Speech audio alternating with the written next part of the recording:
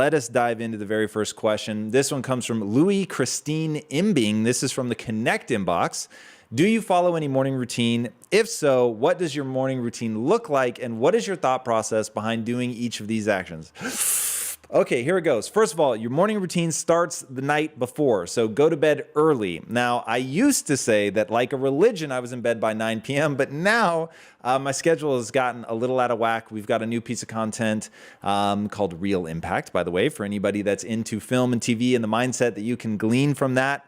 You can go to youtube.com/Impact Theory Studios and check that out. But that routinely now has me seeing movies at far past my bedtime. But I try to go to bed as close to 9 as humanly possible every night, save for the weekends. And in that, I sleep without an alarm, so I wake up when I wake up. The reason that I do that is because I want to get as much sleep as I need. So I'm all about cognitive optimization. So I'm not somebody who sets the alarm to make sure that I'm up at 4 in the morning, but when I wake up at 4 in the morning, I'm a very happy camper. I usually get, it used to be between 5 and 6. I'm now getting between 7 and 8. I have no idea why. It changed completely randomly and as far as I can tell without reason. But I wake up when I wake up. I give myself 10 minutes to get out of bed. And I do that because I'm lazy and my inclination is to lay in bed. So I need a bright line that says I get out of bed immediately without wasting time. So I'm out of bed in 10 minutes or less.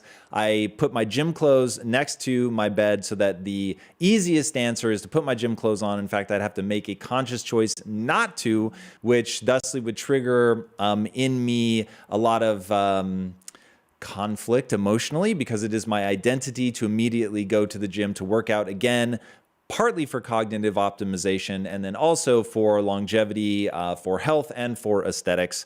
But working out, I think, is incredibly important. And I actually think that for anybody that wants to achieve something extraordinary in their life, that the third thing that you need to focus on is mindset. The first two are diet and exercise, followed by mindset. So I hit the gym first and foremost. Immediately after the gym, I meditate. And the reason that I do that is because I want to practice going from the sympathetic nervous system, which is fight or flight, which you're triggering in the gym through the heavy exertion. Your heart rate is up, your breathing is shallow and rapid. And the idea is to very quickly switch over into the parasympathetic nervous system where you're getting into rest and digest, where you're calming all of that down. You're slowing your breath, your diaphragm breathing in through the nose, out through the mouth, and really calming everything down. And I think practicing that transition is very important. And so that's why I do them back to back. But then on top of that, just meditating for any reason I think is really important. And doing that gets you into a calm and creative state, which is where all of your anxiety, all of your stress is dropped down to zero. And I also think that we think on multiple levels. You've got the thinking that is truly you hear the voice and the words articulated in your mind, but you also have below that where you have the notion without the actual words. And then I think either below that or beside that, you also have just sort of an emotional level of thinking where you're feeling whatever is going on. And I think that you want to quiet all of those down so that you can truly get into that calm, creative state. And I really feel the difference in my brain, which is why I think that meditating is insanely important. And I think much like fasting, it's really where you want to not be taxing your metabolic processes. And it's not that I think, there are a lot of studies out there that show that doing that increases the efficiency of your mitochondria and a whole host of other benefits, including insulin sensitivity and on and on. I think that there's a very similar effect that happens when you meditate, where you're literally fasting from thought, or at least you're trying to get out of thought and into that calm, creative space for as much of the time that you're meditating as possible. You're going to find that your mind wanders. It's just what the mind does, but you really can quiet it down. And I think in quieting it down, there is some effect. I don't know what the actual neurological effect is, but the effects of that, what you feel is a deep sense of calm, relaxation, and it's incredibly powerful for then having your most potent ideas and biggest breakthroughs. After I do that, then I do what I call thinkitating, which is leveraging that state to then process through in a very conscious way all of the things that I'm dealing with in my business or my life. And I won't go into too much detail on thinkitating, but basically allow yourself to actually think, where in meditation you're trying not to. And then after that, I read, which I think is incredibly important. I think you should always be learning. I think that's really, really important to having great ideas, to solving problems, whatever it is, to getting better. You need to just always, always, always be learning. And then after that, I have a list called important things, and I go through my important things list. And that is literally just a list of the most important things I could be doing for my business. And the reason that I keep a list is because I don't ever want to waste time in a transitional moment trying to think of what I should be doing or focusing on. I want that list. Also, studies have shown that journaling before you go to bed, simply by listing the things you need to do, allows you to sleep. And so this may be one of the reasons that I have such an easy time falling asleep, is I know everything that I should be working on, everything that I've thought about is not only written down, it's in priority order. And so there isn't a cycle of my brain like remember, which I think is part of what keeps people awake. So there you have it. That's my morning routine. After that, then I get ready, and I often read, by the way, because I do Audible books while I'm getting ready. I read through making my first meal, which comes after all of that. And there you have it. That's my morning routine and my thinking behind it. All right, next question is from Daniel Breeze. Hi, Tom. I go to bed at 9. My man. Alarm at 5:30. Shame on you. It's still not enough sleep. Get more. I want to wake up without the alarm. Any tips on how to feel rested with less sleep? I have absolutely no tips on how to feel rested with less sleep. My only tip is how to feel rested, which is to get as much sleep as you need. Now, while it's really annoying to me that right now I'm sleeping 7 and 8 hours versus my normal 5 and 6, it is what I have to do to be cognitively optimized, and therefore I do it. I won't say that I don't complain, as you hear me doing right now, but I think that the priority remains being cognitively optimized, not being tired. I think being tired is a unique form of torture that I absolutely despise, and to get the most out of my day, to make the most of whatever hours I'm awake, I would rather be super sharp and well rested than try to wake up really early, be tired, be slow, be miserable, and quite frankly, not have the ideas coming from my subconscious, which I find is slowed or even muted if I'm too tired. So while there are rare occasions where I will set an alarm, I wake up to an alarm certainly less than 10 times a year. So a year. So if you can do what I've done without setting alarm more than 10 times, then I just truly, truly go to bed early, sleep as much as you need. Now, what you're probably going to find is in the first couple of months, you're going to sleep a lot. You might be sleeping 8 to 10 hours because you've been so sleep deprived. But sleep is just incredibly, incredibly important. I read a study. This is so fascinating. Your brain reduces in size. So think of it as inflammation, and then reducing that inflammation, not actually, growing and shrinking, but it reduces in size, which allows it to flush out. I'm going to use the word toxin. I hate that word, but it allows it to flush the system clear of things that it wants to get out of the brain. And the only way that it can do that is by reducing that inflammation, which it only does when you sleep. So that's but one of the many things that they're beginning to uncover is incredibly potent and powerful about sleep in terms of its relationship to the brain. So I just cannot stress enough, get whatever sleep you need, suck it up. If you have to start going to bed at 8 in order to make it to work on time, do it. If you have to go to bed at 7, do it. And I know people always push back, I need to unwind, all of that. No. If you're watching me, I make the assumption that what you need is to become great. It is to really actuate and actualize all of the potential that you have latent within you, and that you're trying to do something extraordinary with your life. And you're trying to do that, by the way, because it is the thing that makes you feel most alive, not because there is some moral imperative to do so. So that's what you need to do. And the only way that you're going to be able to get that is to get your sleep. So then beyond that, I will say, eat right. Eating is massive. I don't think that exercise gives me more energy unless I take a day off. So if I've been working out like a demon and I'm in great shape and then I take a day off, on the day off, I actually have more energy. Other people say that they feel more energized from working out. That just has not been my experience in 15 years of working out. So I won't propagate that myth, at least for me. My wife, on the other hand, does feel more energized. So, hey, there you have it. But eating right, exercising, and then getting your thoughts in the right place, and then getting your sleep, that's the only way that I know how to feel energized. All right, next question is from Ian Grigsby. Tom, I am currently a PhD math student. That sounds hard. At Baylor. Congratulations. This is the first time I've tried to train my focus on one thing versus being a jack of all trades. It's, as with anything good, tough. Any advice? So yes. So my advice is, regardless of whether something is hard or not, because even something that comes easily to you, let's say that mathematics comes easily to you, or I'll use my example. So for me, speaking was always the thing that I got early wins in. So even when I was young, I was able to talk fairly rapidly, but ultimately you're getting to the point where you've maxed out your natural ability and now you're trying to push it, you're trying to go beyond.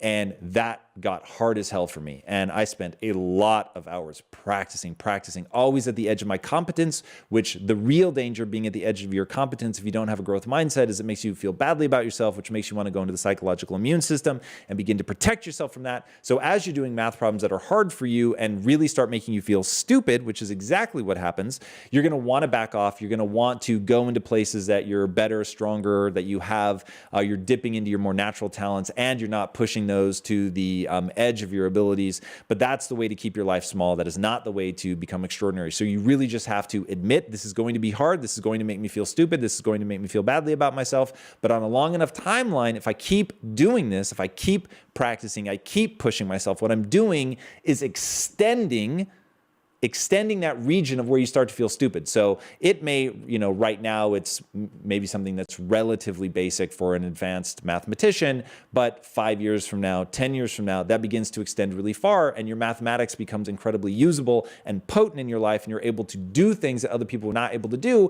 And when you look back, and this is one of the few times that I encourage people to really look back on their life. When you look back at where you were like 6 months ago, it's not often that exciting. Continuing to push that, continuing to drive forward, continuing to live at that edge and soothe yourself with the identity and building pride around being a learner instead of being smart, good, whatever, that you will just go so far and it will be so impactful on your life. So that is my advice. All right, next question is from Clutch Media. Clutch, I've seen you in the comment feed before. Thank you for engaging on Instagram is where I think of you. So thank you for joining today on YouTube.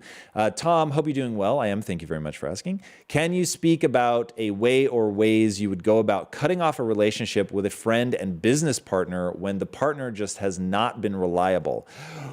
Ooh, okay. So a friend is pretty easy because there's no contractual things that extend the pain in that relationship. So first of all, I really, really believe in principles. And by that, I mean that the truth is the highest value. So honestly, there's only a certain ring of my friendships that are so important to me that I would employ the principles, but let's pretend that they are, because I think this is the far more interesting way to look at this. So if somebody's really a part of my inner circle, and I care deeply about them and I want them in my life, before I would distance myself from them, I would first just tell them exactly how I'm feeling. I would point out examples of times where I felt like, hey, I was counting on you to be there, and which, by the way, I would have been abundantly clear about my expectations, wanting them to be there, whatever the case may be, that it's important to me. I would define those words. So I wouldn't just say, hey, it's important to me that you, whatever, come out to dinner tonight or meet me for bowling or whatever it is you're doing. I would define the word important and say, look, I'll never be abusive of this. I'm not going to say this every time. I get we're all busy.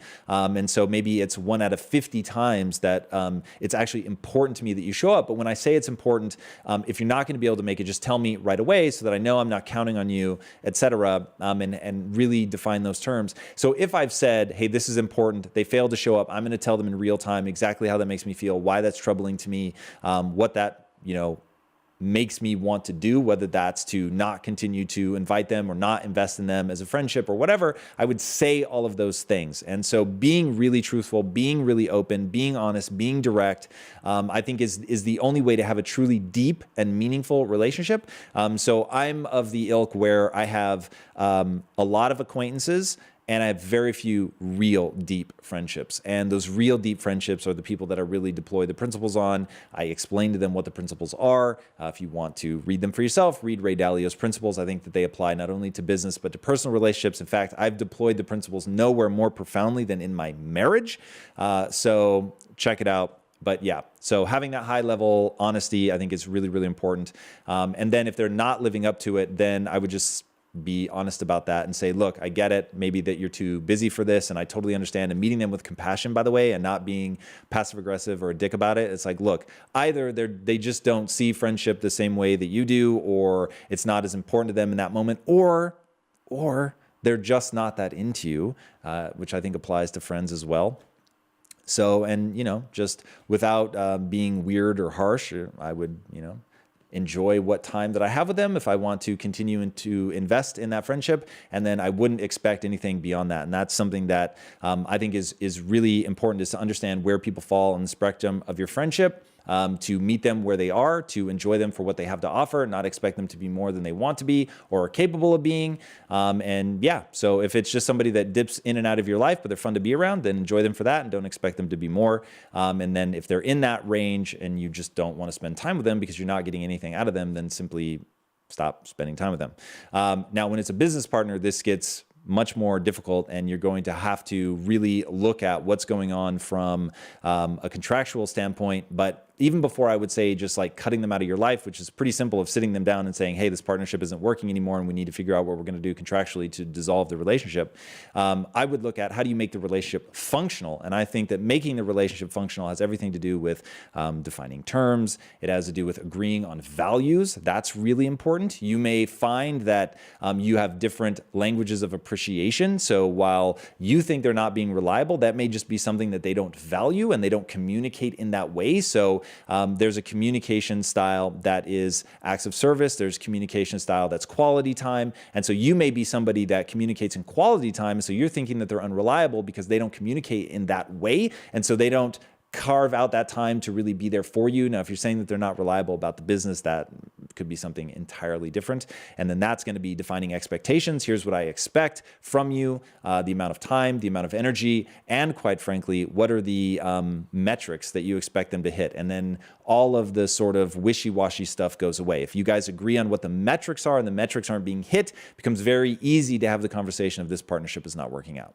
Okay, I'll leave it there. All right, next question is from Simland. What is up, dude? You're going to be here soon, which is crazy and cool, and I can't wait to meet you face to face. Tom, what do you make of the quote from George Bernard Shaw, life isn't about finding yourself, life is about creating yourself? This is fucking crazy. I just did this on Alexa. Did it already come out? And that's why he's bringing it up? Or are we just simpatico? Not entirely sure. I think it's an amazing quote, and I think it is 100% true. And this to me is like the real gap that people have between where they are and what they want to accomplish. They think that it is an archaeological dig, that they're going to find within themselves things that have been laying dormant somehow, and that's just not how this works. You're going to craft yourself. You're going to have a vision of the person that you want to become. You may even have a model of somebody who's like that, somebody that you look up to, somebody that you inspire to be like, and you're going to map out your life, your decisions, your beliefs, your actions, everything on what you believe is going to get you to that state. And somebody I was just talking to, who was it? And they said that when you, what you need to do is describe what success looks like. Like, what would I be saying as I'm describing to somebody this thing being successful? I think it was Ray Kurzweil. And then back into that. So if the press release, if you will, of this success were XYZ, like what would I need to be saying and writing into that press release, and then actually go and act in accordance with that? That to me is how you become the person that you want to become, is what does that person act like? And then start acting like that. So I don't think it matters who you are. I don't think it matters what situation you were born into. I don't think it matters what your natural talents and inclinations are. I think it only matters what you craft into your life. I think excitement can be crafted. I think that love can be crafted. Now, because I know that that one is controversial and slightly misleading, I think all of this stuff starts from a flicker of interest. And then, like with my wife, on our first date, I was like, whoa, this chick is super interesting. Now, I don't believe in love at first sight. It certainly was not love on the first date. But going into that and fanning those flames and feeding into this notion of, I want to be around her, I want to spend more time with her, like literally fanning that and staring at it and investing in that, like by investing in a desire to spend more time with her and cultivating like this want to be around her, in like replaying in my mind the time that we had spent together and all of that stuff, it really begins to turn into this bonfire because you're obsessing on it, you're pointing at it, you're looking at it, you're cultivating, you're crafting it, you're creating it, as George Bernard Shaw said. So that, I think, is really, that is the truth, and that people want love to be like this effortless thing that just happens automatically. I don't think it works like that. Same with excitement. I think all of this stuff peters out if you don't fan those flames. So I think you craft everything in your life. All right, next question is from Charles B. This is on YouTube. What are your views on emotional intelligence and how much control do you think we have over our emotional states? All right, my views on emotional intelligence are that it is insanely important. And I believe that you can get hold of your emotional states. I think it is very hard. Actually, I was about to say it's very hard not to feel the emotion, but even that will dim with time as you craft your identity. So at first it starts with identity. I think behavior is born of identity and your values. So as you begin to shape your values, which are a decision, as you begin to shape your identity, which is a choice, and you craft it, going back to the last question, as you begin to do that stuff, I think that over time, your emotions to a given situation will change very dramatically. So that is an important thing to recognize. And then I think that by developing your self-awareness, by understanding that you're having an emotion, processing it in real time, saying, okay, I'm having this emotion. What is this emotion? What is the cause of this emotion? And really at the cause level, being willing to admit when it's insecurity, pettiness, jealousy, whatever the case may be, being able to really truly admit whatever deficiency, inadequacy, just general lameness that exists in your personality. Like if you're willing to be honest about that, then you can go, okay, what is it that I'm lacking or believe I'm lacking or whatever that's causing me to have this cascade? And if you can nip that in the bud by changing your identity, your values, whatever, your belief system, all the things that make that up, because you want to change that because you think that whatever emotional state you're having is disempowering, then you can diminish the amount of time that you experience that. And the idea being to start recognizing the emotion very fast, recognizing what it is, the cause, and addressing that cause through what I call the mental pachinko machine, which is a belief system of things that take a negative belief, an insecurity, jealousy, pettiness, whatever, and turn it into something positive. Getting very good at that. And my goal with myself, and I'm definitely not 100% at this, but I've gotten so much better over the years, is to not even let that emotion register on my face. So I may feel it, but so quickly the pachinko machine takes over and I flip that negative thing into something positive. So that's very important. I think that humans can get insanely good at that, and you will be shocked at how many emotions you can get control of and flip or use them as a trigger for an empowering behavior. So you may have an insecurity, that's the emotion, but you use that emotion as a trigger to trigger an empowering behavior. So I'll give you an example. It's maybe a slightly weak example, but when I'm at the dentist, that shit hurts. Even when they numb you, like even if they're just cleaning your teeth, that shit hurts. And I hate that. It's such a weird pain. So I find that that pain triggers this like desire to recoil, to get out of there, to curl up on my mother's lap and cry like a baby. But I use that very negative emotion, which does not make me feel good about myself, to literally lean into the pain, to open my mouth wider. And then in doing that, that makes me feel proud of myself that I'm not shying away from pain, that I'm not slinking away from it. And if I'm willing to do it on something that is obviously positive, make sure that you have healthy gums and teeth, then I will do it in other areas of my life where it's also empowering. So that is one example. I don't know why that one came to my mind right now, but that's one example of ways that you can flip something that starts as this negative recoil, want to get away from, and turns it into something empowering. All right. If you're ready to level up, all you need to do is take the steps with the curriculum and community that's going to get you there. Enroll right now in Impact Theory University. 50 courses, 100 hours of content, and live sessions with me every week where you can get any question answered. Click the link and change your life. Next question. Nicole Page, YouTube. What are your thoughts and suggestions on creating better communication in relationships, i.e. getting over the fear of confrontation and being able to hold the people around you to a higher standard? It's interesting. At the beginning of that question, I thought you were talking about intimate relationships, which is not necessarily what you're talking about. So fear of confrontation, how would I get over that? So part of that fear is coming from you have a vision of yourself that you're worried will be diminished because you will either be unable to convince people of your point of view, or you'll be unable to look cool, or they're going to browbeat you into submission, or whatever it is that's causing that fear of that confrontation. And I would say, instead of trying to come out the other side of a confrontation looking cool or being right or any of that, go into that confrontation with a desire to find out what is really true, what is really optimal. There may be a realization about yourself, which is, hey, maybe I'm not good at making my case, and maybe I need to focus on getting better at that. And so if that's the thing that triggers your insecurity going into that, and that's why you have a fear of confrontation, go into it telling yourself, and this is one way that I've addressed this literally in my own life, instead of thinking, oh, I need to perform well in this, I'm going to go into this as practice. So, hey,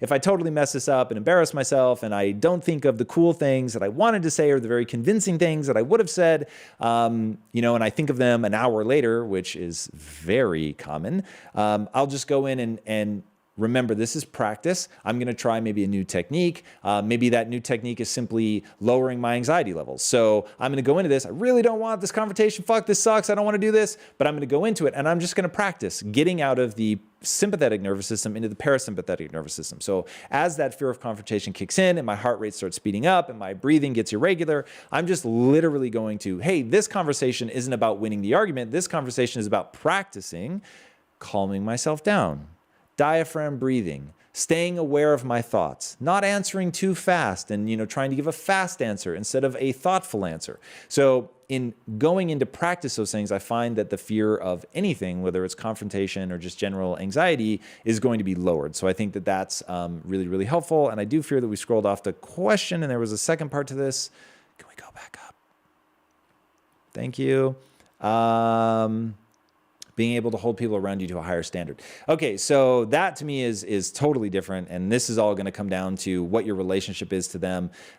Sadly, in a business environment, depending on where you are in the company hierarchy, you may not be able to hold people to a higher standard. You can certainly set a high standard through your behavior, and that's what I would encourage you to do. And I think that people over time always recognize the high performers. They certainly recognize the people that are actually making things better. Even if people are just blanket stealing your ideas, if you've got enough good ideas that they want to steal from you and they're actually paranoid of being without you and they have fear of loss, and you've gotten that good at generating amazing ideas or moving things forward or whatever, that won't go unnoticed. So you've got a lot of leverage if you're able to generate those kinds of ideas. It puts you in a position of power. And while not always easy to figure out the political maneuverings to move up and around somebody that's just stealing your ideas, it starts with being so good that they fear losing you. So I would focus on that. So lead by example. And yeah, when you're the one that's delivering, and you really don't abuse this because you can turn into a dick real fast by trying to hold people to standards. But when your standard is like miles above everybody else and you, in a super optimistic, pleasant, and encouraging way, say, hey, like we can accomplish XYZ if we all do XYZ, that's probably the way to do it. And if you're leading from the front and taking the hard jobs and really charging in everything with an amazing attitude and always trying to inspire and motivate those around you and be super encouraging, I think you'll find that people rise up to that. It's just fucking good leadership. All right, next question is from Samrat Sengupta. Hey, Tom, there is absolutely no goal in the world that fires me up to go after it. No passion, nothing. Any suggestions? All right, so first of all, this is harkening back to something we were discussing earlier, which is nobody starts with a passion. Some people develop a passion very early in their life, but they don't start there. So I'll give you an example of how something in my own life started. So as a kid, I really enjoyed watching movies. Okay, so that's that flicker of interest. And then my dad ends up bringing a camcorder home, and because I really dug movies, I thought, oh, let me play around with this camera. And I started playing with it, and it's kind of fun. And I have a friend who thinks it's kind of fun. And so we goof around on the cameras, and it's kind of fun, and that's it. And then we're shooting some stuff, and I remember, like, I just had an intuition of, like, where to put the camera. My dog just jailbroke. I'm kind of impressed right now that she was able to jump over that, and half the team has come to get her. So I just found that I had that intuitive thing of where to put the camera, and my dad made an offhanded comment, and he may have been trying to tell me that I was terrible at being in front of the camera, but he said in a very sweet way instead, I actually think you're better behind the camera than you are in front of the camera. Now, I took that as like, whoa, he thinks I'm good behind the camera. That's amazing. And so that like feel good thing with my dad wanting to impress my dad became me really focusing on being behind the camera. And as I got better at it, then I was able to actually express myself behind the camera, and then slowly over time reinvesting in that, fanning those flames, really sitting in that wanting to get great and loving the obsession and all of that, then I actually really started to get good. And in the process of gaining that mastery and fanning those flames, it became a passion. But it wasn't a passion right off the bat. So that's how literally the sort of, flicker of interest, random comment from dad, desire to impress, ends up becoming this massive passion of my life. So now, you don't always fall in love with things like that. I'm sure there were 1,000 things. My dad wanted me to be really good at cars, and I fucking hated working on cars. And so that did not turn into even an interest, let alone a passion. But when you get good at that process of cultivating that, creating that, fanning those flames, investing in it, understanding the power of obsession, that obsession is a choice, that it starts with something that merely like interests you, then that turns into capturing your imagination through engagement. And then you fan those flames and it really becomes a passion. So just because you don't have one now doesn't mean that you couldn't find one, but you're going to have to invest. You're going to have to invest in forcing yourself to embody excitement over something, sort of exaggerating it. And there's all kinds of studies that I could talk about, but I will give you one brief thing, which is that there is a mechanism in the mind where whatever your reaction is, however big it is, however theatrical your reaction is, your brain goes, oh, it must have been worth that reaction, which is why when people get really pissed off, they only further invest in that they were truly wronged or whatever. So if you do the same thing with excitement and embody that excitement, push that excitement out, share that, try to radiate that excitement, you'll find that your brain goes, whoa, this must have really been worth that level of excitement. So that thing that only started as an interest really becomes something. All right, that's enough on that. Next question is from Michipreneur, a very clever name.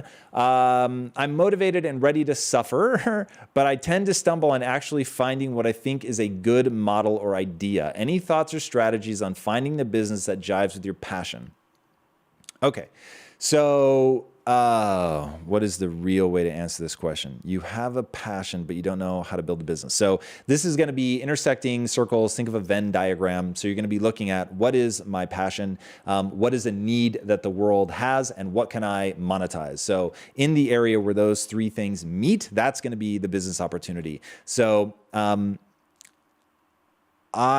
walk you through what I did with impact theory, but it actually didn't start with the passion that I have for the path, which is where I think people get confused. So I have deep passion for the path that we're employing right now, which is media, filmmaking, TV, storytelling, all of that. But the actual goal, the mission, is to pull people out of the matrix, meaning to help people get rid of that limiting belief system that's holding them back. Because the thing that I am over the moon, I get the biggest chemical reaction from, neurochemical reaction, is that moment of awakening where somebody realizes that they can do something that a minute ago they didn't think they were capable of because they simply shifted their belief system. And then that opens this whole world of ways that they could go and grow and get better and all of that. And that it will have real world impact on themselves and their family. Now, when that happens and somebody turns to me and says, dude, it is because of you that I'm able to do this, that is the fucking juice for me. Nothing gets me as excited as that. Nothing amps me up like that. Literally, absolutely fucking nothing, which, by the way, if you see me out in the world, trust me when I say you're not interrupting me. I absolutely love it when people come up and say, hey man, because of the content, I'm doing this or whatever, or dropping in comments. Like, I fucking love that stuff. So that is incredibly meaningful to me. That is the absolute juice. That is the thing that I'm just over the moon about. Now, I'm starting with that. Okay, that's the thing that I love. Now, where is the business opportunity? What can I monetize? What's the problem that the world needs to solve? Now, I really believe that there is just an unimaginable amount of human suffering that comes from having a belief system that holds you back. The easiest way for me to think about it is inner cities. Now, this is not the only way that this manifests, but it is certainly one of them. What your zip code is when you're born has such a freakish determinant on your life that is so terrifying to me. I absolutely hate that. And this really just became incredibly clear to me at Quest when we were manufacturing and working in the inner cities and just seeing these incredible, extraordinary humans with like all these beautiful stories and tragic stories and all this potential. And I just knew they weren't going to do anything with it because of their belief system. And so I thought, okay, that is a huge problem, that when people realize what they're really capable of, like, they're lit on fire in a way like nothing else. So what is a business opportunity around this? And then what we came to was building out the studio, because it's the only way that I believe people are going to change their belief system is through narrative. That's just how humans work. And so I didn't want to I didn't want to change behavior. I wanted to leverage it. So what's a way that people already assimilate their belief system? They assimilate their belief system through their parents, through their friends, and through media stories. So I knew that, well, I can't impact their friends or their family, but I can impact the stories that we're telling. So that's where we started. It's a massive business already. So telling stories that I think people will be more into than the next story, building a community around that, creating social content that I think is better than the other stuff. All of that becomes that monetizable event. So you have to get good at identifying that, walking backwards, starting with what is my goal? What do I really care about? What am I? My dad gave me a plaque and it said, find something that you would die for and live for it. So find that thing. Like, what's that thing that amps you up, and then work backwards into that opportunity. All right. Next question is from Mike Persicilli. Hi, Tom. I often have trouble communicating concepts I read to others in a clear, concise way. Is there a specific process you take when trying to convey a concept to an audience more effectively? Yes. So you need to understand, like, what are the building blocks? What are the basic concepts that they would need to understand to really get the big concept related to things that they already know, so that you're tying it through analogy, metaphor to things that they already understand, and then meet them with compassion. Don't talk down to them. Really try to share your own raw enthusiasm for this idea, why it is that to you it's worthwhile explaining or getting people to understand. And then also always, always, always be open to being wrong. So have strong convictions loosely held. When you go into something like that with the humility and excitement, and then breaking things down into their constituent parts, using analogy, using metaphor to tie it to something that they already know and understand, I think then you can really communicate something.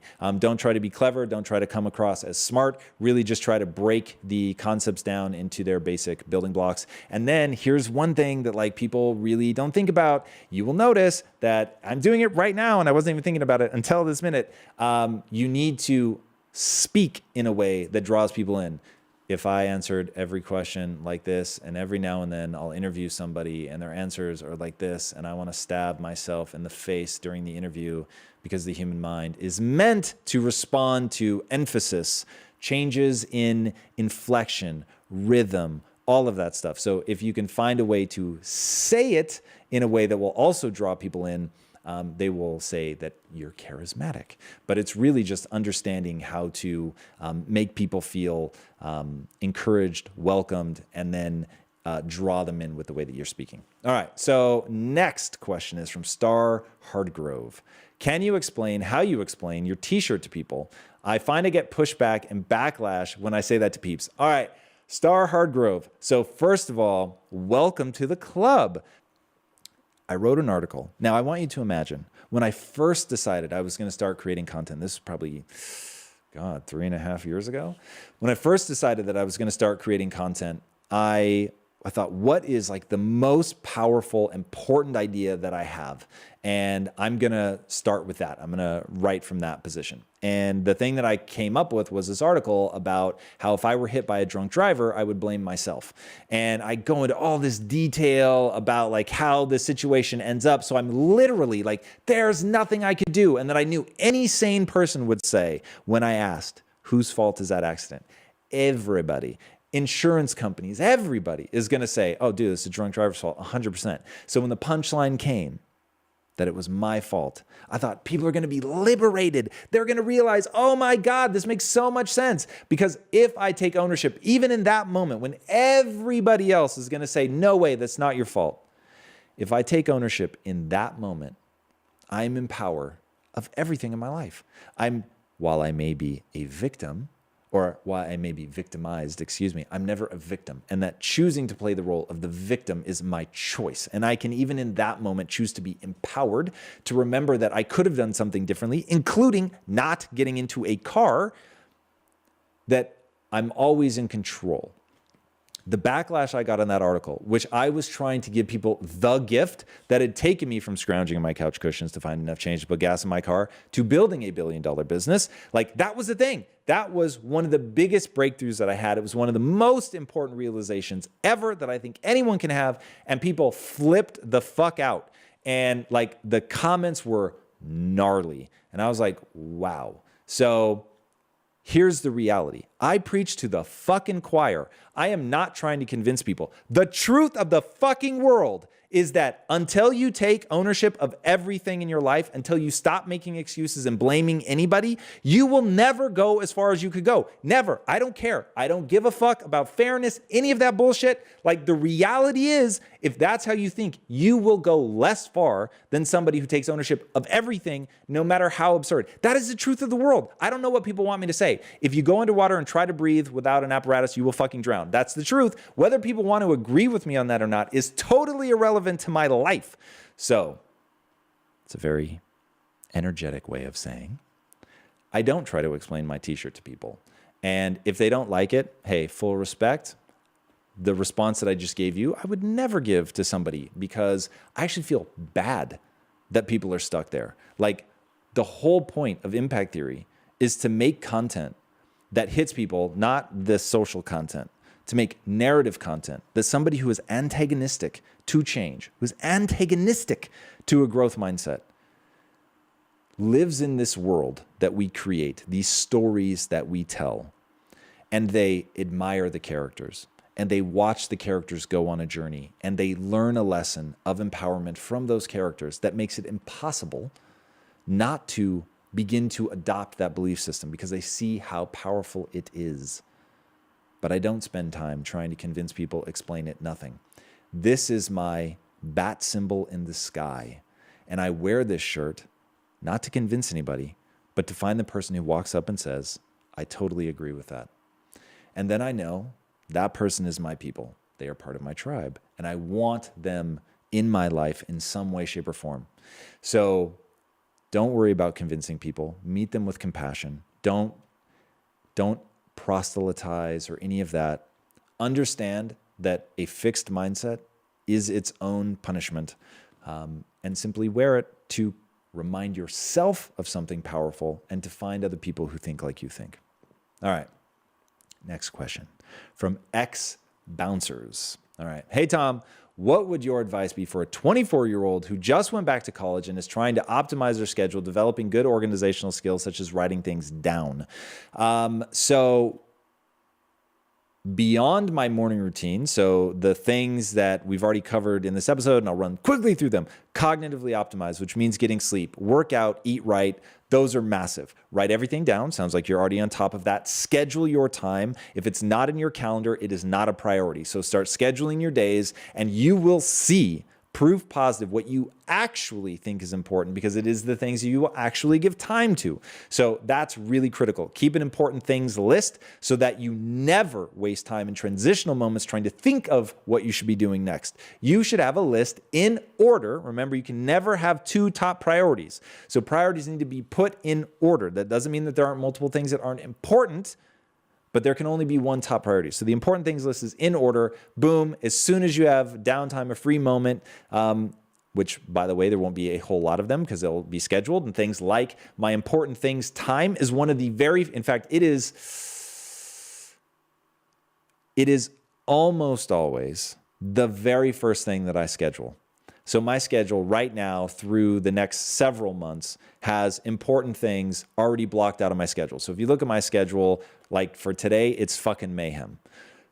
But the thing that I put first would be important things. So as you look out, the farther you get away from the current day, the less and less things are on my schedule, but there are already huge blocks for important things. Now, important things with the air quotes is that list that I have of the most important things that I could be doing to move the business forward. Keep that list, whatever it is, what books you should be reading, things you should be studying for, based on your class load and all of that. And then as soon as you have time that you haven't already scheduled, or when you hit a block that's scheduled for the important things, that you just then go down that list. All right, so that's my advice. Next question is from Jeremy Stickney. Hi, Tom. How did your goals shift from ending metabolic disease at Quest to focusing more on the mind and pulling people out of the matrix and starting impact theory? What was your thought process? I want to pull people out of the matrix. Now, I really believe that part of that is diet and exercise. That's hugely important. And I felt that we'd made absolutely massive strides there, and the business was going, and we'd had just all kinds of absurd financial success, and it was amazing. And I was in the position where I could ask myself,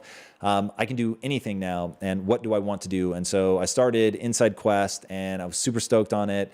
And people were asking, why the hell is the protein bar guy talking about mindset? That's super fucking weird. My partners didn't share the vision for that either. It was going to be very expensive to execute against that, to make the brand of Quest flexible enough that it could incorporate mindset. I'd be dragging my partners along on that journey, which isn't fair to them. And I have deep concerns about any brand's flexibility and getting the great irony, and this will explain the struggle, the great irony of my life. When I was at Quest, people were like, why is the protein bar guy talking about mindset? Now that I've done impact theory, we're about to launch a new show called Health Theory, and we're not going to be able to launch it on my channels because people want to know, why is the mindset guy talking about protein bars? So, oh, the fucking irony. So brands are a thing. People go to a brand for certain things. You guys think of me in a certain way. You think of me all about mindset. That is one part of my personality. And that is certainly the core central focus of the brand of impact theory and the brand of Tom Bilyeu. But that is not the sum total of my existence, the only thing that I focus on, all of that. So getting people to understand a brand in a much broader context, I think is probably futile. And so rather than trying to do that, I realized that if I was going to do the thing that is most honest in the thing that makes me feel most alive, which is pulling people out of the matrix, I had to spin it off as a separate brand. And so here we are. Yeah, that's it. All right, next question. Stephen Davis. In the beginning, did you work as much as you do now, or have you improved over time? How have you increased productivity and discipline to work 18 hours a day? All right, so it depends on when you're starting that clock. Because when I was just out of college, I was insanely lazy, and I'm so embarrassed. And I actually don't want myself to lose sight of how lazy I was, nor do I want people who follow me to lose sight of how lazy I was, because I want people to understand you can become anything you want to become. You create who you are. You don't discover it. Talked about that earlier. So that is really, really important. But I used to be insanely lazy. Now, as I began to change my identity and strive to become the person that I wanted to become instead of focusing on who I was, then I realized that being lazy and giving into that was not going to take me where I wanted to go. It didn't make me feel more alive. And so as I fed into the things that made me feel alive, as I fanned those flames, as I changed my identity, made demands of myself, altered my belief system, and really began to invest emotionally by rewarding myself for my ability to go hard, to work, to push forward on things that I really believe in, to invest in things that make me feel alive, to make the demand that the thing that I'm working my ass off for is something that I really believe in. And that's why, man, do not follow me nor listen to my advice if you don't love what you do. Because if you don't love what you do and you work 18 hours a day, you are a fucking fool, and you will hate your life, and you will look back with nothing but regret.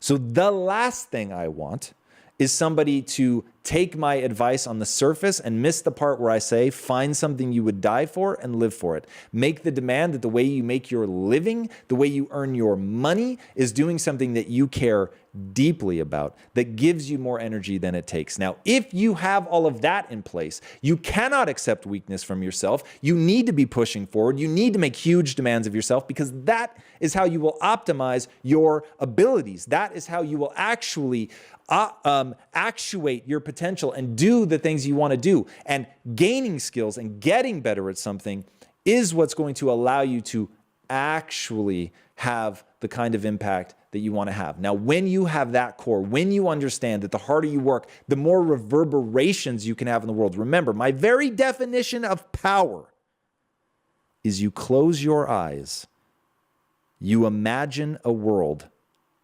that is better than the one that you currently live in, one that you want to be real. And then you open your eyes and you have the ability to make that world come true. That's power. That is power. If you want to cultivate that power in your life, it comes down to busting your ass to gain skills that matter to you and live in service not only of yourself, but of other people. So that's how I increased my productivity and discipline, because I care about what I'm doing. It makes me feel alive. It makes me feel energized. It is exciting. I wake up excited to see if I can pull this off. I wake up excited to work hard, to get better, because I know that it actually has real world implications. So I didn't start this way. I don't think anybody does. You have to cultivate it. You create this stuff, and it all starts with cultivating that passion. All right. Next question is from Dr. Jack Callahan. How can I deal with an insecure mom technically, and aggressive and stubborn stepdad who both say I'm the worst part of the family? Should I be selfish and focus on myself? I also use the 80-20 and it's amazing. Okay, that's awesome. So 80-20, 80% of your time in the beautiful, the things you're grateful for, all the things you're trying to make come true in your life, 20% chip on your shoulder, fuck you, I'm gonna succeed no matter what anybody says, dark side. Never spend more than 20% of your time there, it becomes super corrosive. All right, so I'll just say that if you can get out of this situation, like if you live with them, I would get out immediately. Second, I would meet them with compassion and in no way, shape, or form let them influence how I think about myself. So anybody that can actually say you're the worst part of this family, that is so horrific and cruel that it doesn't make any sense to say, because the only hope you could have by saying that is to diminish somebody.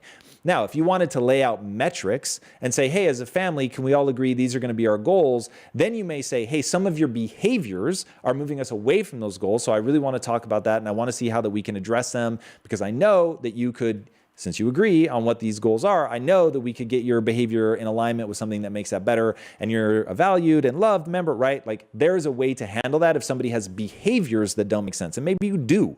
But saying something like you're the worst part of this family is so corrosive and ridiculous that already it just shows a fundamental lack of understanding of human empathy and human psychology. But this is where I think you bring your understanding of human empathy and human psychology to understand that somebody that can say that, like there is a negativity in them, there is an unhappiness, a sadness, an insecurity, a sense of being ineffective because the only thing they know how to do is lash out and hurt, that I would meet them with compassion. Now, I would meet them with silent compassion. I'll be really fucking honest with you, because I'm not going to try to convince them. I'm not going to argue with them. I would be like water. And so if they tried to push me, it's very hard to push water. So I would just let that roll off me. And I think you have to get very good at that, at understanding what people are capable of, at understanding where they are mentally, emotionally, and not try to worry about convincing them. I don't fall for the impossible to please father routine, which I know a lot of people do, but that is not something that resonates with me. So when I realize that somebody's impossible to please or that they're broken in their own ways, I don't spend my time trying to convince them of my worth or anything else. I will love them for what they have to offer. And I think that totally writing off your mom would be very, very difficult for you. There's just something hardwired in us to make that next to impossible. But I certainly wouldn't expect praise from her. I would not allow her to hold any of my self-worth or anything. And you have to totally detach yourself from that. It is not easy. There is much sadness that's going to be around that. But I think that it is absolutely imperative that you not take her opinion of you seriously. Now, separate the message from the messenger. If your mother ever has, even in a hateful way, something that is real and something that you want to address in your life, don't be afraid to stare at that, accept that, and make that change and grow and get better. But if she's saying things like you're the worst part of the family, chances are she's never going to recognize your improvement. So don't improve in the hopes of getting approval from her. Don't improve with the hopes of getting approval from her. It just won't work. All right. We have very little time left. Probably time for one more. Question from Mia Jaffrey. Hi, Tom. How do I maintain faith in myself when the people in power in my field have very low trust in me, even when I have proved my ability multiple times? All right. So here's the reality of being so good that they can't ignore you. If they're ignoring you, then chances are you haven't proven yourself as far as you think you have. And so that's the reality. I would highly encourage you to watch Genius, the story of Albert Einstein, season 1. What he does when the establishment tells him that he's like a total jackass and he doesn't know what he's talking about and he barely passes college and everybody just thinks that he's this flighty guy and he can't get a job at a university and so he's working as a patent clerk. Watch what he does to get acceptance and become the Albert Einstein that we all know. He doesn't publish one groundbreaking theory. He publishes like 3 or 4 in the span of something like 18 months. They end up still to this day being the most important documents or breakthroughs in physics. And it's like he did it literally because he had a chip on his shoulder and people wouldn't pay attention. And so he had to go that far to prove to people beyond a shadow of a doubt that he was a real deal, that he had insights that people weren't taking seriously. So my thing is, if you haven't gone that far, if you can still be ignored, if your detractors have enough ammunition to shut you down, you just haven't gone far enough. And I get it. That is not what people want to hear. But that is the God's honest truth, man. If you can be ignored, then by definition, you haven't gotten so good that you can't be ignored. Focus all of your time and attention into getting better. Skill acquisition. It is the only thing, the only promise I can make you. If you focus all of your time and energy into the beauty, the joy, the wonderment of skill acquisition, not from a dark or negative place, but focus on how awesome it is that as humans, we can get great at things. It's the one decision you won't regret. It is 5 years, 10 years down the road, whether that group of people ever recognizes you or not, you will become so much better. So focus all of your time and energy there, and don't be afraid to look for another job if people in your world don't recognize you. And if it's people industry-wide that don't recognize you, then we're back to the Einstein problem. You just haven't gone far enough yet. In these next clips, I go over the actionable steps you must take in order to radically transform your life. All right, you guys ready? We're gonna have some fun. We're gonna take the energy, get a little bit crazy. I wanna make sure that you guys end this on a high note. And honestly, I will be wildly disappointed in myself if all I manage to do in this is inspire or motivate you. At the end of this talk, I will consider myself a failure if that's all that happens. I will consider it a win, on the other hand, if you guys go out and actually take action. And at the end of the day, all of us, we're not judged by our intentions. We are judged by what we actually accomplish. And your accomplishments are going to be entirely determined by what you actually do. And my talk is going to be about that, how to take action, exactly what action is made up of, and why it's critical to recognize that humans lead with belief. And so at the end of this talk, hopefully I will get you guys to understand why right now you have everything that you need already to believe in yourself, to be capable to do something that is truly extraordinary, and we're going to walk through that path. But for my talk to make any sense, I'm going to have to give you guys a little bit of my backstory. Not that I can see a whole lot, but is anybody familiar with me prior to 7 seconds ago? When you learned that I wake up, wow. Well, I'm completely shocked by that. Thank you, by the way.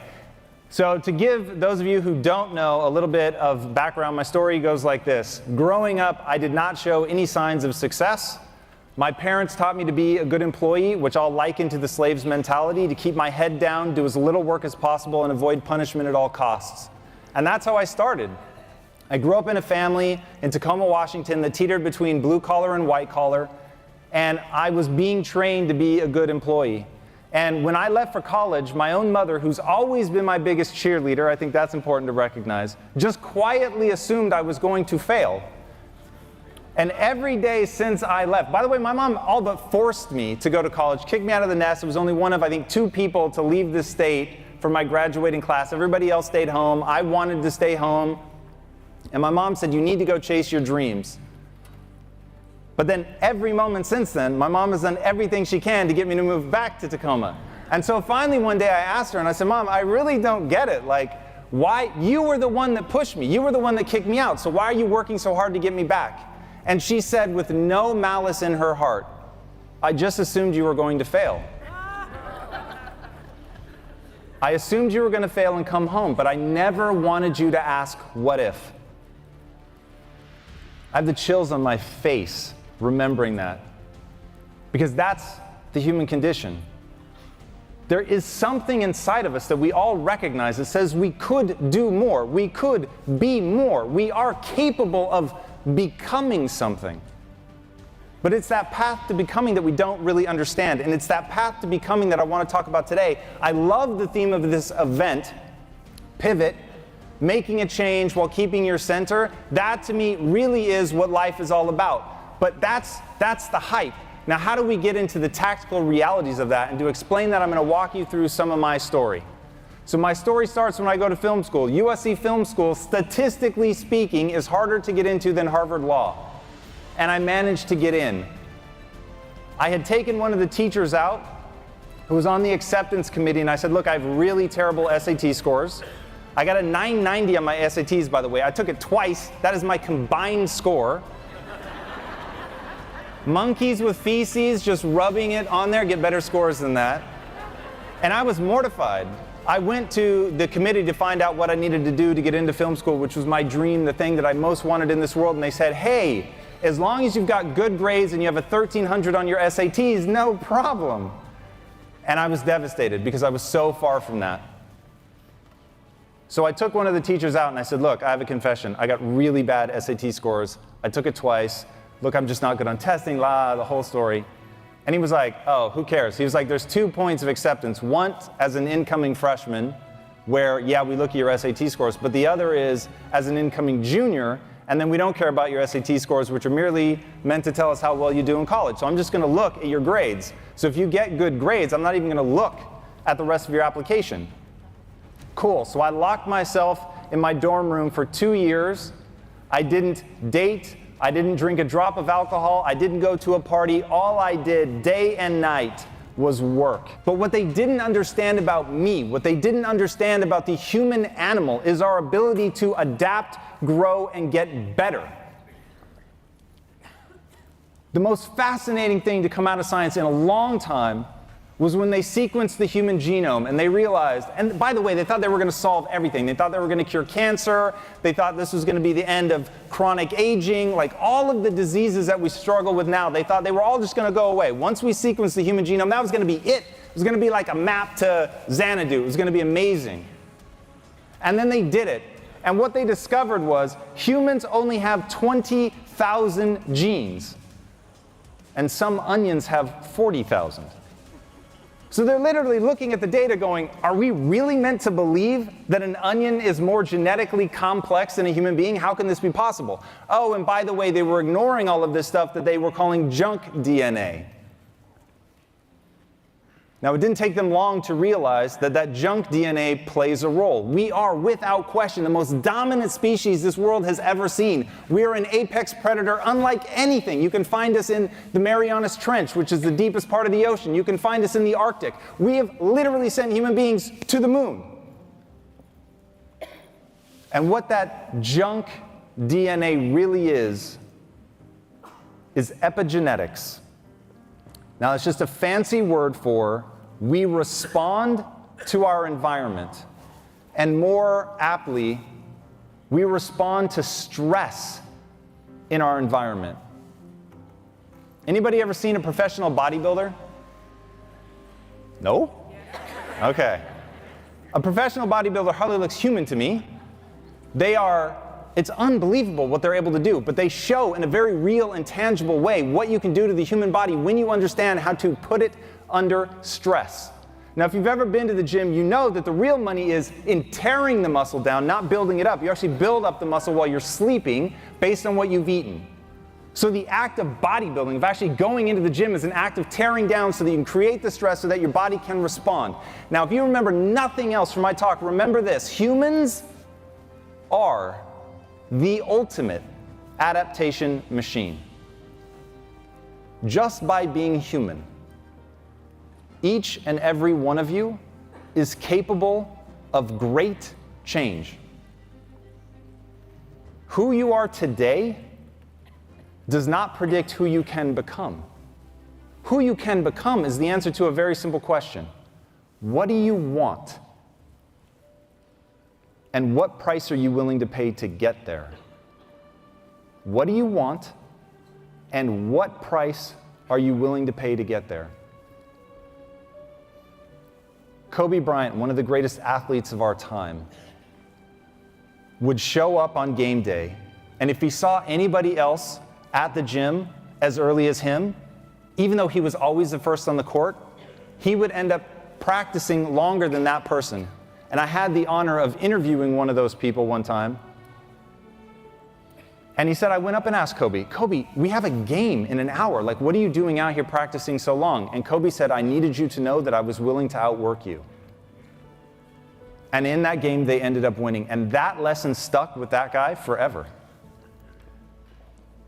When you're willing to put in the work, when you're willing to take control of your environment and put yourself through the stressors required for adaptation, you literally can become anything. And my life is proof of that. So I stand here as one of the founders of a company called Quest Nutrition that we took from not existing to being valued over $1 billion 5 years later. Thank you.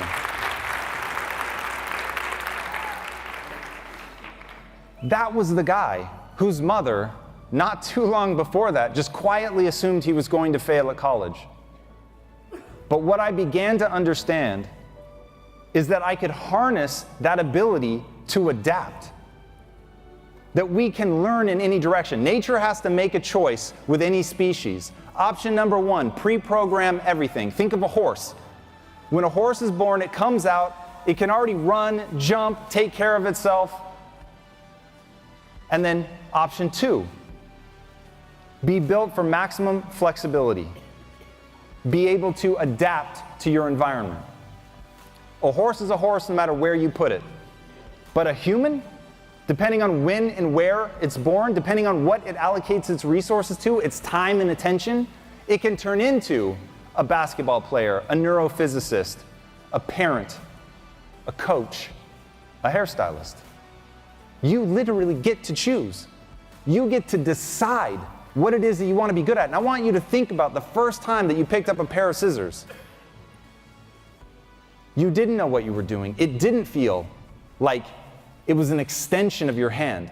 But now, when you step into that role, when you show up, the way that everything feels, the way that you set it around your station, it's all like it was meant to be. It flows. You know right where things are, how to cut somebody's hair, depending on the texture of the hair, the length, the quality, the age of the person, what they've done to it. You know it all. You know how to mix colors. All of that stuff is from training. But the irony is people don't stop and think about, hey, I got this far in this thing simply by allocating the time and the energy. Where else could I go? Could I pivot?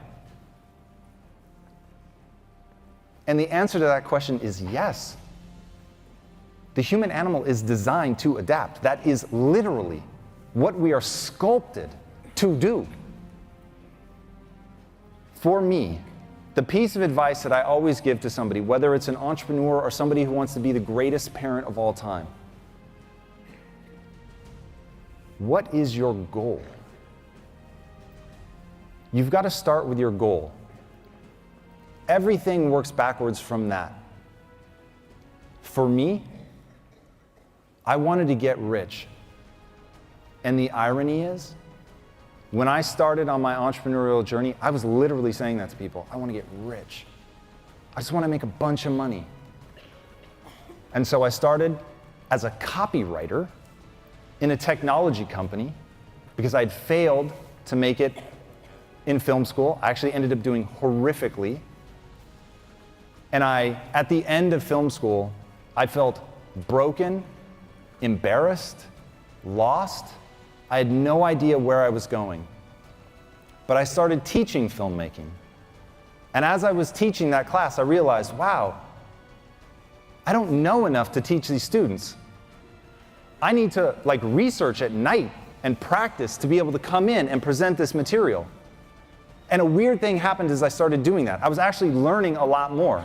And so I was able to convey that to the students, and I was able to help the students make their films better. And it made me realize, whoa, there's this weird reciprocal loop. The harder I work over here, then go and explain it, they actually can take that knowledge and put it to use. Building skill sets, getting better at something. And I started thinking, is that something that I could do for myself? And at that moment, these two very successful entrepreneurs walk into my class. And at that time, I was obsessed with two things. I wanted to get rich, and I wanted six-pack abs. Now, I grew up in a morbidly obese family, so for me, that was real, man.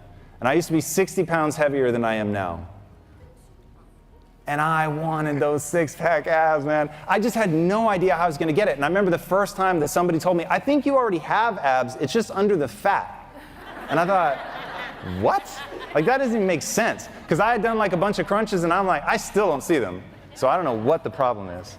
Maybe it was all the licorice. I had a thing. The truth is, hitting your career goals is not easy. You have to be willing to go the extra mile to stand out and do hard things better than anybody else. But there are 10 steps I want to take you through that will 100x your efficiency so you can crush your goals and get back more time into your day. You'll not only get control of your time, you'll learn how to use that momentum to take on your next big goal. To help you do this, I've created a list of the 10 most impactful things that any high achiever needs to dominate. And you can download it for free by clicking the link in today's description. All right, my friend, back to today's episode.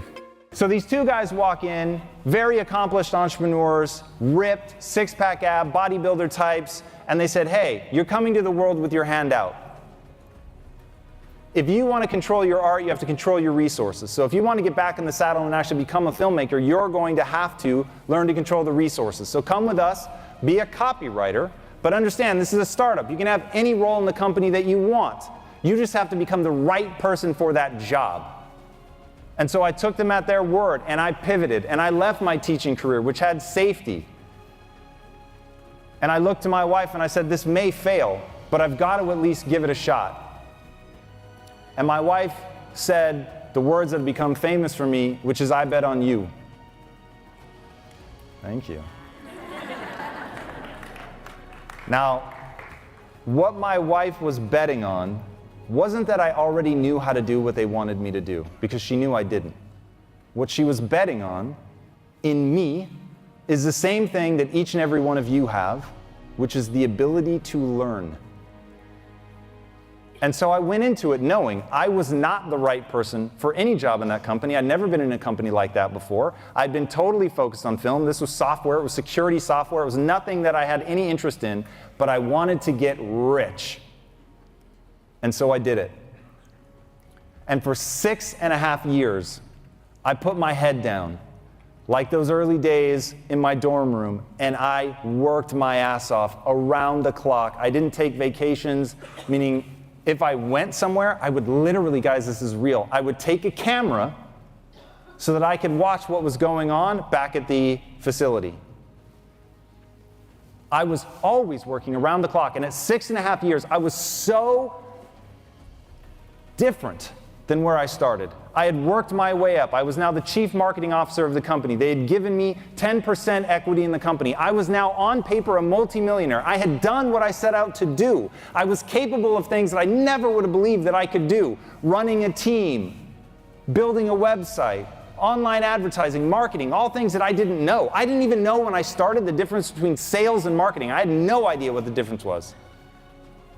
But here I was now, the chief marketing officer of a company that was winning awards, it was making money, standing in this beautiful conference room overlooking the Pacific Ocean, and I realized I'm miserable.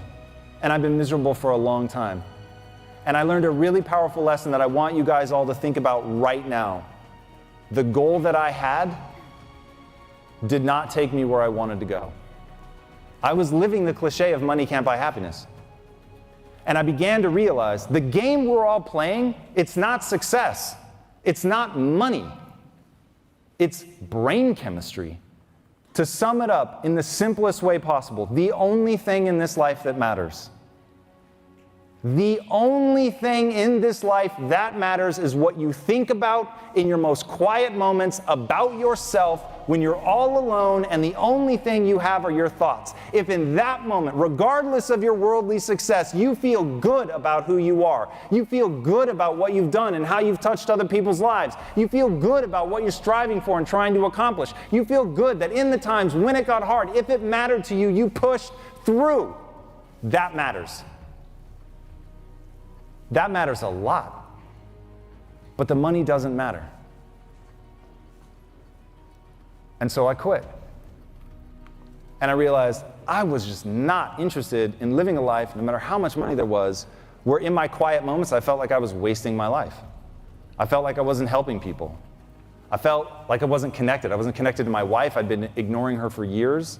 I felt like I wasn't connected to my business partners anymore. It was all just about the money. I didn't have a why. Who knows Simon Sinek? Take it up for Simon. All right, Simon and I did a video that essentially broke the internet about millennials. Somebody watched it. What got Simon on the world stage is this whole concept of why. You've got to know why you're doing what you're doing. If you're just showing up every day to cut and dye hair, to keep your lights on, you're going to have far less energy to make it through the hard times than somebody who is there to help transform somebody, to help make somebody their best, to help them feel their best. And I hope that you guys saw that video not too long ago of the hairdresser that went around and he was doing makeovers on homeless people. Right? Man, it was incredible. It was so beautiful. The look on their face at that moment where they see themselves for the first time in front of the mirror and they are seeing something totally new. They're seeing a version of themselves that they did not know was there. And the ability to give that gift, like it is so easy to get lost in the day-to-day grind of what you do, what any of us do. But if at the core driving you is a deep and unending why for what you're doing, you've got something.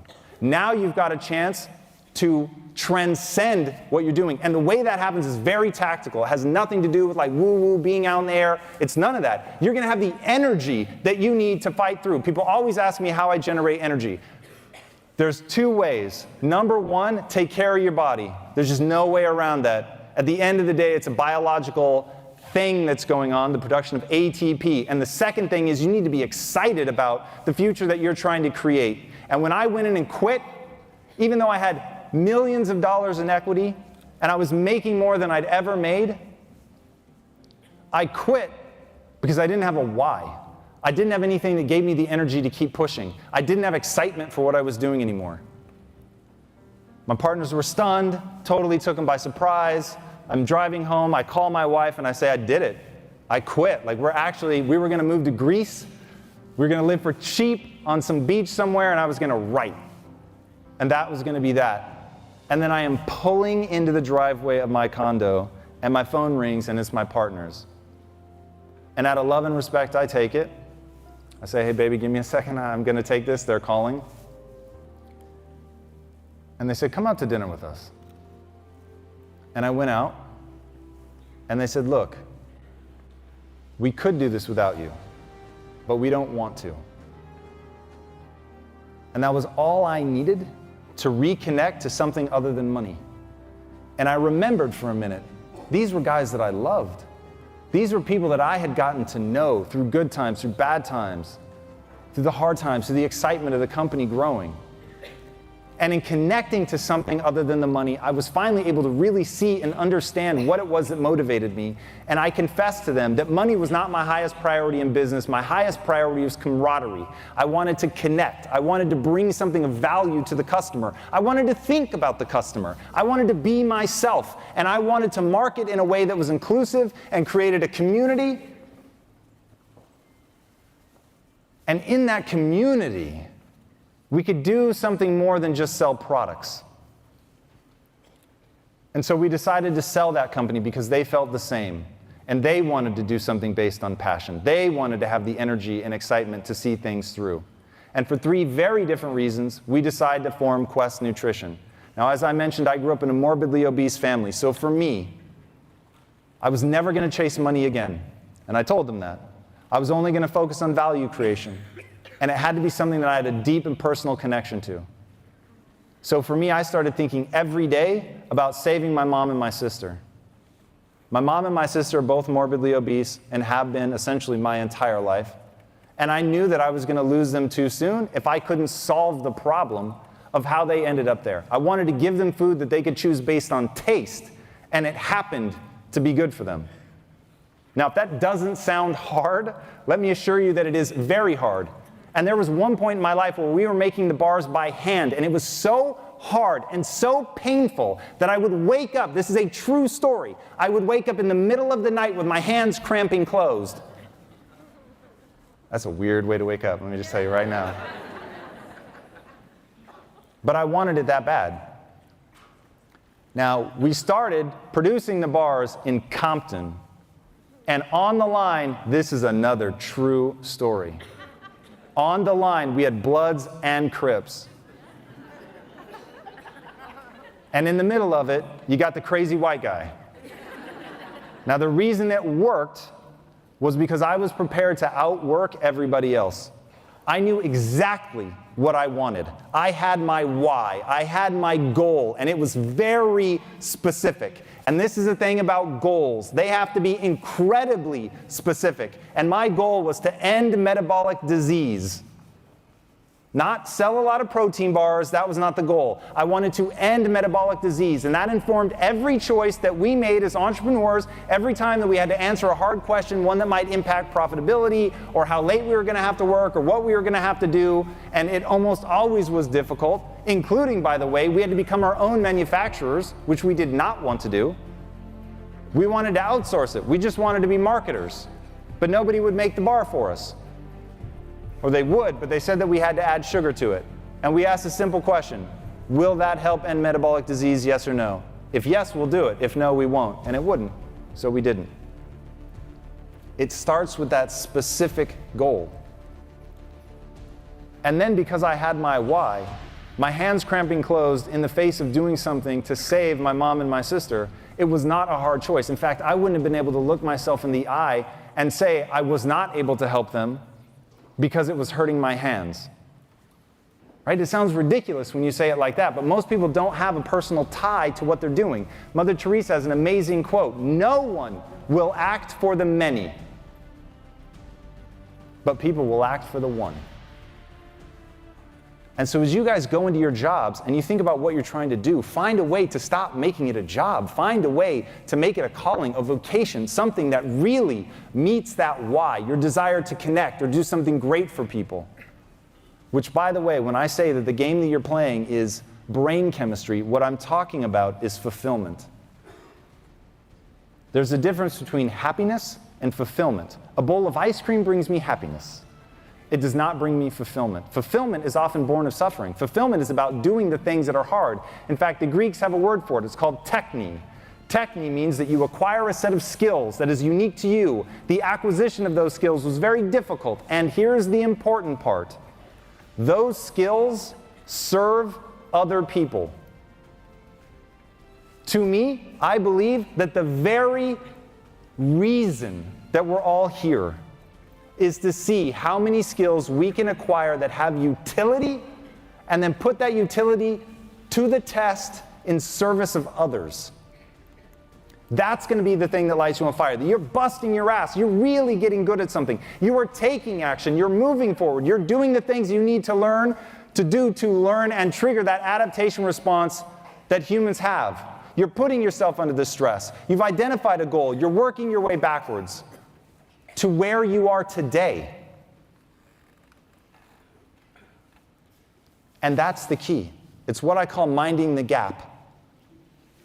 There's a gap between who you are today and who you will need to become in order to execute against your why.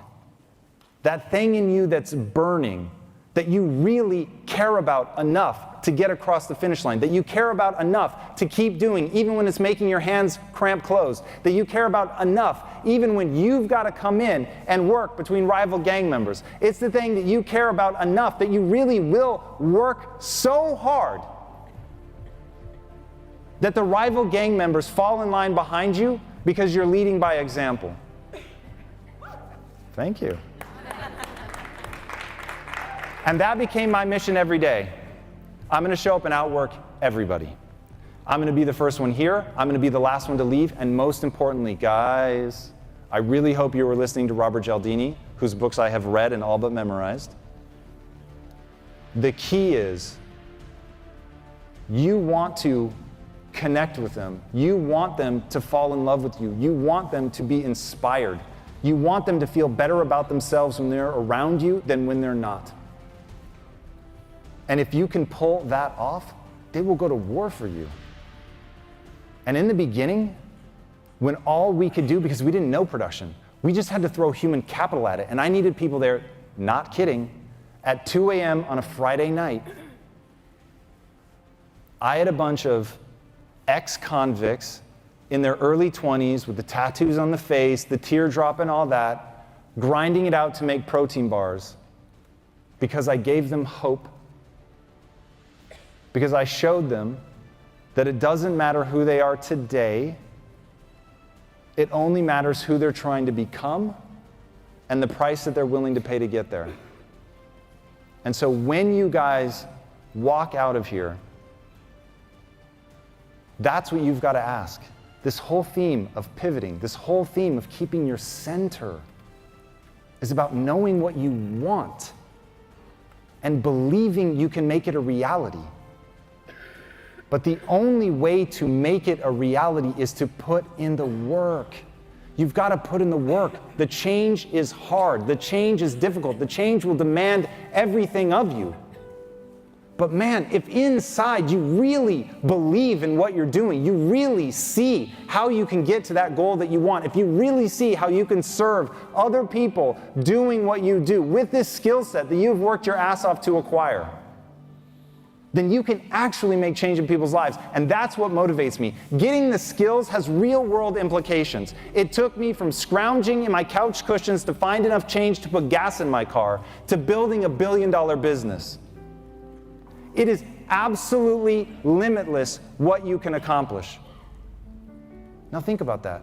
If that's really true, if what I just said is true, that human potential is limitless, then how you spend your time becomes a spiritual consideration.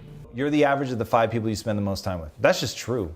But now it's become so common to say, and it's like every Instagram post, that I fear it's going to lose its meaning. Who are you spending time with? Because if you're spending time with people like you, you're spending time with people like me, I'm raising you up, or I'm just not going to spend time with you. So it's like now, if you get in a mix of people like that who are like, man, we'd love for you to raise up to this level. But if you don't, it's fine, but we're just not going to spend time with you. All of a sudden, that desire to belong to something powerful that you can see is going to lead you to your dreams. And I remember saying to my wife over and over and over, they are the surest path to my success. I don't know anything else. I just know if I can hang on to these guys, they're going to make me better. And so that was through all the years of being embarrassed and developing actually massive anxiety, because I was always behind. I was always the dumbest person on the phone. I was always the dumbest person in the room. And it was like, was I going to be willing to emotionally go through that to get great? And most people can't. So here's the thing. Now imagine, I'm not the only person they said, hey, this is a startup. You can have any job you want. I saw 12 people, maybe more, come and go over the years. They just couldn't emotionally deal with it. And so I remember thinking to myself, why is it that I'm able to do this? And the answer was I could self-soothe faster than anyone else. So I would get kicked in the face and I would do something really dumb. I'd be called an idiot, told how stupid I was. And then I'd just be like, all right, I need to recenter. And that just became my obsession. I need to be able to emotionally get back to complete neutral so fast that you don't even see it register on my face. How'd you do it? How do you do that? Literally practicing. So remember, at the same time I'm reading about the brain, voraciously, I'm reading about people that understand human behavior, I'm getting into cognitive science, neuroscience, like really going into it. So I'm reading all this stuff going, whoa, we're just a chemical processing plant. There are physiological hooks into these chemicals. So, hey, if you're mad, scared, whatever, but you force yourself to laugh out loud, you will change your neurochemical state. And you literally, your experience is the neurochemistry. So I was like, whoa, so I could be in a situation where I'm being berated or I legitimately mess up and it costs money and it's like, whoa, that's on me and it is nobody's bad but my own. And I realized that what most people do, their strategy is to deflect it. It's your fault, it's not my fault. Yes. So I started thinking of this as a metaphor. People are throwing gold at me. They're throwing it really hard and I can put a shield up and deflect it, but then I lose that piece of gold. If I drop my shield and just take the pain, let it hit me in the head, then I bend down and go, this thing, which was me being stupid, there's a lesson here. And now I have this piece of gold. But the whole thing is I have to be defenseless. So I have to own it, I have to take it, I can't fight. If someone is like, this to this day, if our team is like, hey, there's something we need to point out to you, I'll do this. I square up to it. I want them to know, like, hey, I want to hear it. I want to know. Like, I want to be literally physically open. I'm not going to close down. I'm going to do everything I can to square off, to open myself so that they know I'm receptive to the criticism, right? Because that's the nugget of gold. What I know is it's going to hurt. It's going to sting. But if I can emotionally recenter so fast you don't even see that I went through something, now I can just process, how do I take this information you've given me and get better? Everything in my life is driven by how something makes me feel. And I really believe all you have in this world is how you feel about yourself when you're by yourself. So in that dark, quiet night, when you're all alone, do you feel good or not? And so I steer by that. And when I start losing sleep because something is stressing me out or I think I handled something poorly, I have to correct that. And what are the tactics? So part of this is you have a belief system through which everything is filtered. So my thing is, okay, belief system. I can get good at anything I set my mind to. Belief system number 2, having a growth mindset is the absolute ideal. So that means that just because I'm not good at something now doesn't mean I can't become good at it, that I should only value myself for being a learner. I shouldn't worry about being smart, right, good, talented, nothing, just the willingness to stare nakedly at my inadequacies. So if I've done something and it's making me feel badly about myself, I start running through those filters. Also, does this beating myself up, is it moving me towards my goal or away from it? Now, a little bit of beating yourself up actually probably does move you towards your goal because it kicks you in the ass, it gets you moving, taking it seriously, you're really thinking about it. But then too much of it begins to erode yourself. And so I have to balance, like, am I just beating myself up? And now I've taken it too far and I'm losing sleep over something I just need to let go and focus on getting better instead of punishing myself. Like, just get better at it. So those are the tactics that I use. The word yet is a huge tactic for me. Tom, you suck. Oh, I'm not good at that yet. Okay, cool. Thank you. Got it. I can get good at that. And just keep coming back to those very simple, basic building blocks of my belief system, what I value, where my priorities lie, what my goal is, having total clarity. Am I actually moving towards it? And then just really holding yourself accountable to that without damaging your self-esteem. One of my guiding principles is never do anything that diminishes you, and then never do anything that moves you away from your goal. So again, goal, you have to have that clarity. So I know what I'm trying to do. Okay, well, if I know what I'm trying to do, does beating myself up over this, is that gonna help me or hurt me? Oh, it's gonna hurt me because I'm gonna be more likely to slide toward depression, to think less of myself, to be less bold, to take less action. Oh, okay, well then we're not going to do that. And I don't think people have researched cognitive behavioral therapy nearly enough. Pattern interrupting is like everything. Get better at pattern interrupting than LeBron is at shooting. Like, you just have to be a ninja. Like, you've got to be so hardcore. You've got to know about how to do that with yourself. So if I have a negative thought that's recurring, I just tell myself, nope, you can't think this anymore. So, and every time it will come up, because I can't stop myself from it popping up into my conscious mind, but you absolutely can control how the next thought goes. The next thought can be, and here's what I'll do with a negative thought. That's so rad. I'm so glad this negative thought appeared in my mind, because that reminds me to be grateful for the fact that I'm friends with Jay Shetty. Or that reminds me to be grateful for the fact I have a marriage that is so insanely cool that I legitimately some days have to stop myself from just curling up in a ball with her and just chilling all fucking day. I'm super stoked. Even now, Jay, it's so funny. I had to stop and think, wait, I'm going through this list of things that I'm grateful for. What started this? And I'm like, oh yeah, the negative thought. That actually just happened to me right now. Yeah. So you can imagine in real life when you train yourself, every time the negative thought kicks up, don't sit in the emotion of the negativity that it will bring. Instead, use it as a habit loop trigger to think about something you're grateful for. And at first, it feels so awkward, and it's like the negative thought just keeps coming back. But if you're diligent and suddenly negative thoughts become a habit loop trigger to gratitude, to positivity, to repeating your rules about, I don't allow myself to think things that tear me down, so I'm not gonna think about that. Even just saying that crowds out that thought and telling other people that, hey, this is what you're doing. It is unbelievable. But this is where I'm saying I'm literally just a patchwork of all these tools and techniques that allow me to protect myself from negative self-talk, from anxiety, from depression. I don't think I've ever officially been in depression, but I've been super fucking close enough to know the feeling of staring into the void, which I don't think is accurate. It feels like the void is collapsing in around you and just everything is meaningless and it is all utterly hopeless. And I've had just enough of a glimpse of how hopeless that is to get where people are in those moments. But anxiety, that I've been in the thick of. So that one I know, and I've used CBT, cognitive behavioral therapy, to do interrupts on that.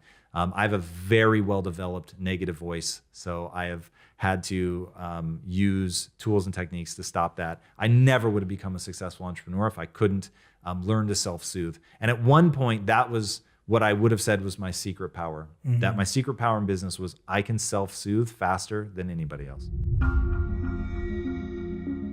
I just keep coming back to being the learner, right? So your identity isn't group A, politic this, politic that, tribe this, tribe that. It is, I'm a learner, first and foremost.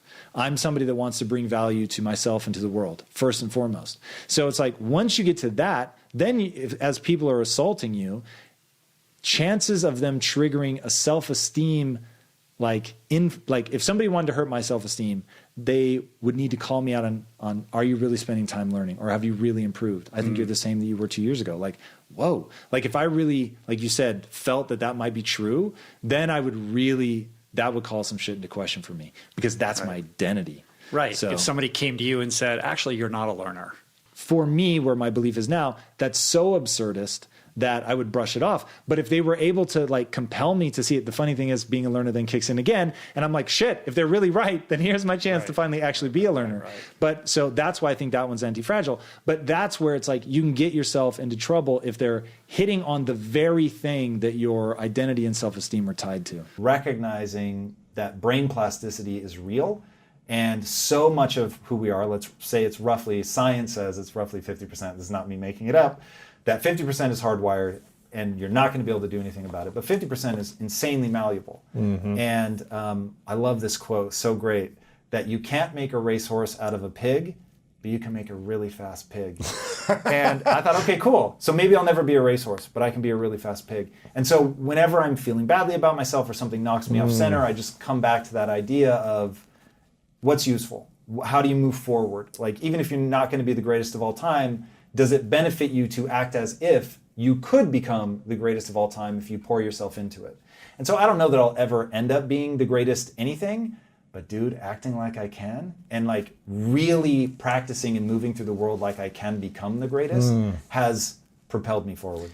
Yeah, because acting like you can't won't get you there. Yeah. Won't make you good probably or great if you're constantly obsessing over why I'm not good enough or why I'll never become great.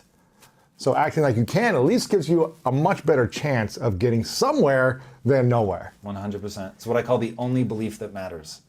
The only belief that matters is that if I put time and energy into getting a new skill, I actually will get better at that thing.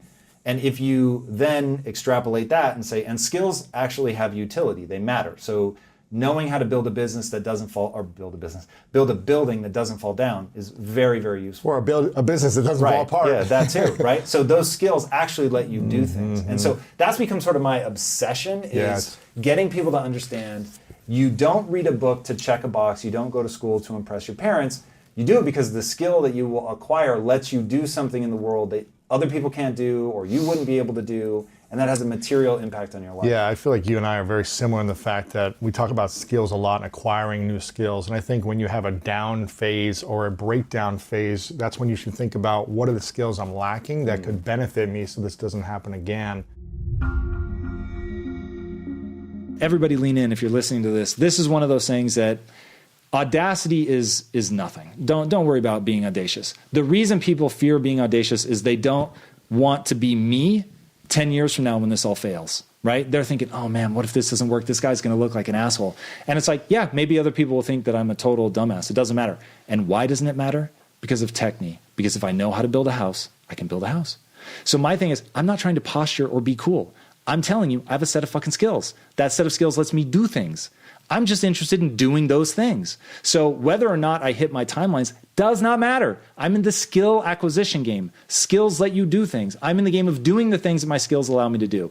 So I want to impact people's lives. Maybe I'm not able to pull it off at a film level. I'll find another way. Or maybe it takes me a lot longer to pull it off. Okay, fine. As long as I love what I'm doing, even when I'm failing, there's nothing to lose. No, because, on this idea of technique, along the way, you are fulfilled with every step on the journey. For sure. Right? Every time you upload a new, conversation, a new episode of your show, it's a cool feeling to be able to put that out there and know that it is quote unquote, impacting people. For sure. And it is. It is. And that's the thing, this, like you say something into a microphone, like right now, the feeling that I have, well, I know people are listening. The feeling I have is it's just us in this room. But one day somebody's going to come up to you or me and say, I heard that podcast you guys did and it really touched me and it changed me in this way.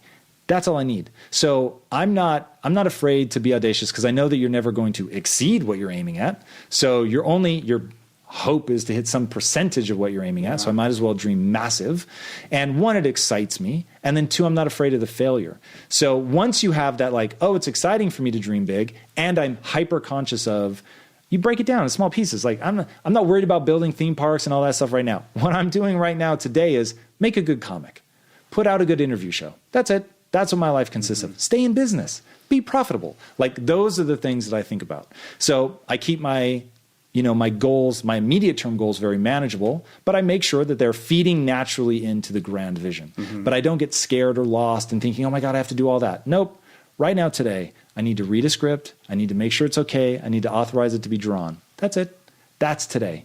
And as long as you're able to focus on that and get good at that, and then just always push yourself to make your skill set better and better and better, as long as it's leading towards that thing and you have clarity on where you're trying to go so that you make sure the skills you're acquiring will actually lead you there, you'll be fine. I love the mindset stuff. I love it. And it's changed my life. And I love watching somebody's eyes light up when they get it for the first time. And so I created Impact Theory University, and it is the book, but in lecture form. Yeah. And so I've already created that stuff. Now I know that I would open up a much bigger market if I were to make the book so that those people could go, oh my God, this stuff is life-changing. And then I say, you like the book, you'll love Impact Theory University, sign up today. And it would quintuple our business overnight. I can pretty much guarantee it. When you say no to something that comes with a lot of zeros, you do so because of your value system. And what I value, when I think about Tom Bilyeu on his deathbed, if I may speak in the third person, I think of myself on my deathbed. I don't regret not writing the book, but I regret tremendously not telling stories. Because I think if I want to impact 100% of the world, 2% of them can be impacted with what we're doing right now, where you say, think like this, act like this, it will make your life better. And 2% will do it. It's amazing. Now, I don't mean 2% of your audience. Your audience is the 2%. They have selected themselves out. They watch your show. So now some ungodly number of them are going to go out and do it because they belong to that very rare group. The 98%, though, they will not. And I became obsessed with this because working at Quest, I had 3,000 employees. 1,000 of them grew up in the inner cities. And many of them could process raw data faster than I could. They were smarter than me, but they had done nothing with their life. And they were not going to do anything with their life. Not that would be remembered or anything that even they valued. Right. And when I boiled down to why not, it came down to they didn't have a growth mindset. They didn't have the only belief that matters. So I thought, okay, well, how do I get it to them? So we created Quest University, and I would show up early, I would stay late, I would tell anybody anything they wanted to know about mindset, building a business, whatever. And 2% of them did it, and it was life-changing, and it's amazing. And I still get phone calls from people who are like, you changed my life. I mean, it's amazing, but it's only 2%. The other 98% are either apathetic or actively antagonistic to change. So how do you reach them? Entertainment. The punchline is you have to get to the limbic system, which you do through entertainment. Movies. So you tell them stories. TV movies, yeah. I really believe that the way that humans assimilate truly disruptive information is through narrative. And so part of the way that I've changed my life, that I've opened my mind to things like a growth mindset, is through, like The Matrix. It's not a mistake that The Matrix came out the year that I was going through this, like, am I able to improve myself or not? The movie comes out, ends up becoming the dominant metaphor of my life. I'd love to say that it was a lightning rod moment when I saw it. My life has changed forever. It wasn't like that, but it planted a seed that I just kept coming back to. Oh man, it's like Neo in The Matrix. Oh man. And you just start piecing together like these fascinating belief systems. Because a lot of times the wisest characters in films are often taken from, like Yoda sounds exactly like Lao Tzu from the Tao Te Ching. Yep. So it's like, basically, you've got George Lucas, who's very familiar with Eastern philosophy, talking Eastern philosophy through this little puppet, but especially if you hear it when you're young, man, like your mind is really open to it. Yeah. So because of Star Wars, I ended up becoming obsessed with the Tao Te Ching, and then because of that, that ultimately was my doorway to a growth mindset. If there were only 3 books you could recommend to people, that this all the books they could read in their life, this is the hardest thing probably, but if you're like 3 books to live a better life, to understand the world, and to just thrive, what would you say are those 3 books? It's not a hard question, but it's one that I'm sure I will answer differently every time somebody Yes. asks. Number 1 is Mindset by Carol Dweck. Yeah, it's great. It's the most important book in the English language. Number 2 is The Obstacle is the Way by Ryan Holiday, which is an absolutely extraordinary book. And then number 3 is Extreme Ownership by Jocko Willink. He's great. And Leif Babin, shout out to Leif. The first is read the book Mindset by Carol Dweck, period. It's so critical, man. And it just lays the foundation for how to think. That's step number one. Step number two is you will only ever get in your life what you absolutely must have. Your absolute obsession. Is it you that says your obsessions become your possessions? That is so true. And so getting people to understand that level of like, I must have this, until it is that, like whatever it is, if it's taking care of your wife, if it's doing something rad for your mom, if it's having a beach house, whatever it is, until you need that, like you need oxygen, you won't get it. It is going to demand so much of you. You're going to fall so many times. There's going to be so many obstacles. And unless it must happen in your life, one of them will make you stop. Like you said, you can't be for sale. Like if your will can be bought, it doesn't make you a bad person, man. It really doesn't. Right. But if your will can be bought, you're just not going to get it. It's all your fault. Everything. Every bad thing that has ever happened to you is your fault. And if tonight a meteorite comes screaming through the atmosphere, crashes into my bedroom and kills my wife, I will know that that is my fault. Now, I use the word fault to shake people up. I know that it's making you mad right now. I know that it winds you up and you think that I'm victim shaming. And when you get beyond that and you realize all I'm trying to do is remind you that you are never, ever, ever, ever a victim unless you choose to be, everything in your life will change. You're always in control, even if that's a lie. And I don't care if it is. Even if a meteorite coming in and killing my wife couldn't possibly be my fault, I'm going to own it. Because the second I give away my power to somebody else, I'm now at something else's mercy. And there is some line that I can't cross, that I'm no longer in control. And I refuse to do that. If I could give anybody a gift, it would be that, for you to own that completely top to bottom and to know that every good thing that's ever happened in your life, no matter how much it seemed like luck or coincidence, that was you. You earned that. You put yourself in that position. And as you move forward, life is one of two things: the result you wanted or the result you didn't want. If you don't get the result you want, you are by definition doing the wrong thing and you must change. If you get the result that you want, then you did the right thing. Simple as, no gray, nothing in between. That's it. It's all your fault. And that's the best news possible. I don't think that thinking something or saying something makes it true, but I think that thinking something and saying something makes you believe it. And the things that you believe, you will unintentionally guide yourself towards.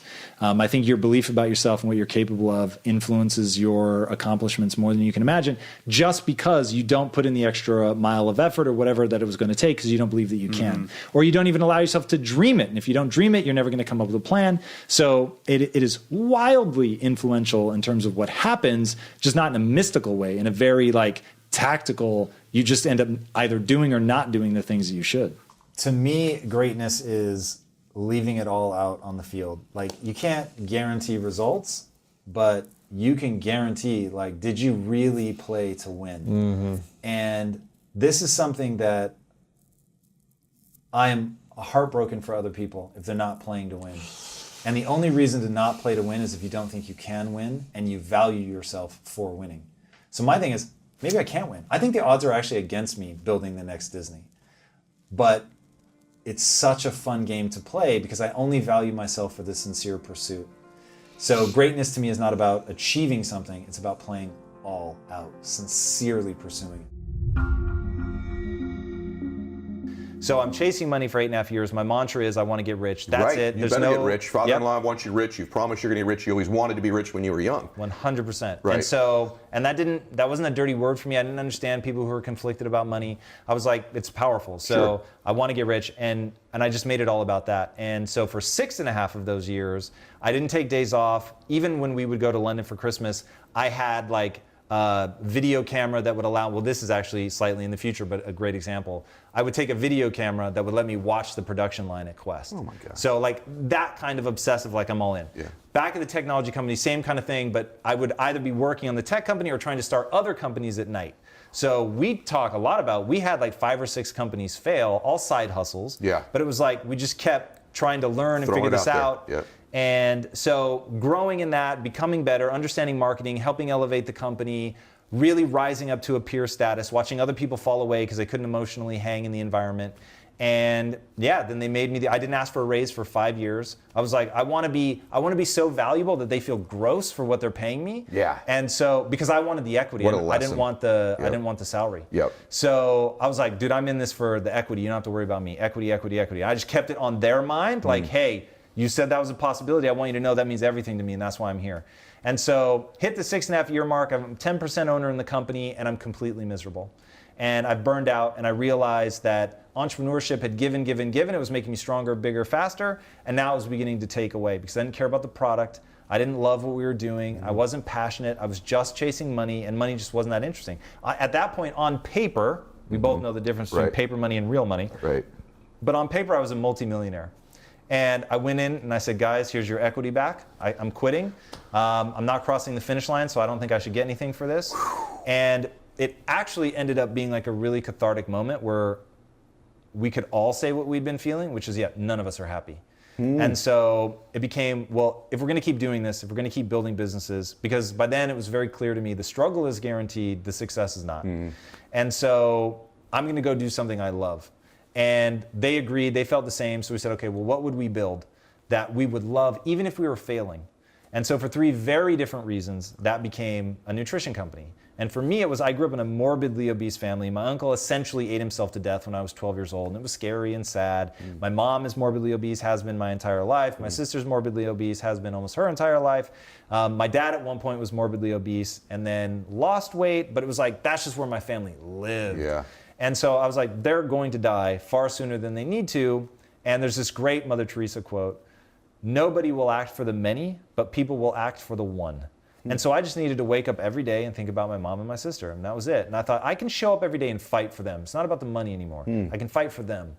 And look, a lot of business acumen went into this. This was not just, we had good intentions and it built a big business. It was, we understood business, right? I'd now been in business for 8.5 years, grinding it out, building this technology company, which was hard as hell. Yeah. But now we were able to marry that. And by the way, we took the tech company through the recession and everything. So, I mean, it was like I'd taken some knocks. So we really understood business at this point. And so now we were going to start something predicated entirely on value creation. That was like our mantra. Doesn't matter what's more profitable. Matters what adds more value. And so we literally were saying these things. And we didn't actually throw our hands in a pile. I wish we had, be a cooler story. But like, all but that said, and each of us needs to have fun every day. What makes you happy?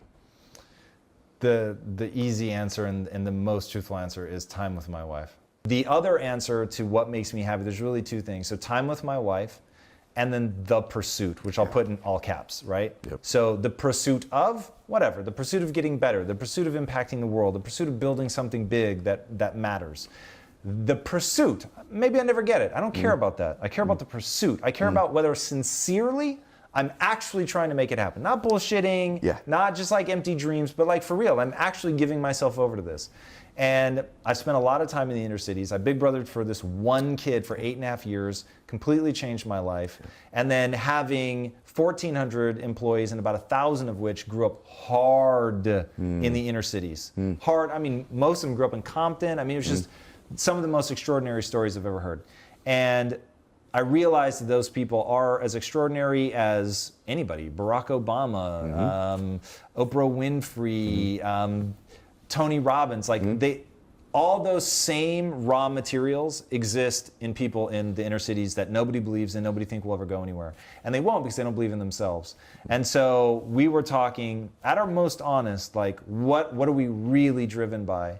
And I'm driven by that moment of awakening, which I had in my own life where I finally realized, wait, I can learn new things. So just because I'm not good today doesn't mean I can't be good tomorrow. And that filled me with so much excitement. I want to see that in other people. And I want to see what the world looks like when other people realize, wait a second, that Steve Jobs quote that the world is made by people no smarter than you is actually true. Yeah. And so if you're believing that these people are smarter than you because you did bad on your SATs, I'm just going to tell you right now, stop.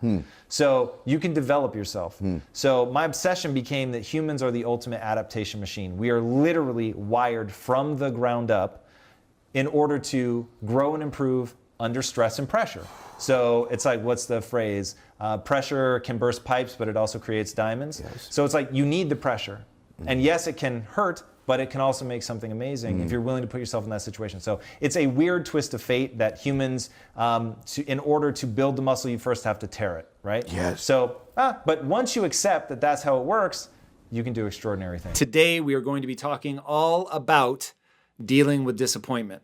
This is something I know a lot about. I'm sure all of you know a lot about this, but there is a way to get over it and to make sure that we don't waste any time stuck in that period of disappointment. We may need to do a period of mourning, but that we don't allow ourselves to get stuck there. We're able to mourn, move past it, and get going again. All right, first question is, how do I stop myself from beating myself up for trying to do something that failed miserably and then continuing to overthink everything about what happened?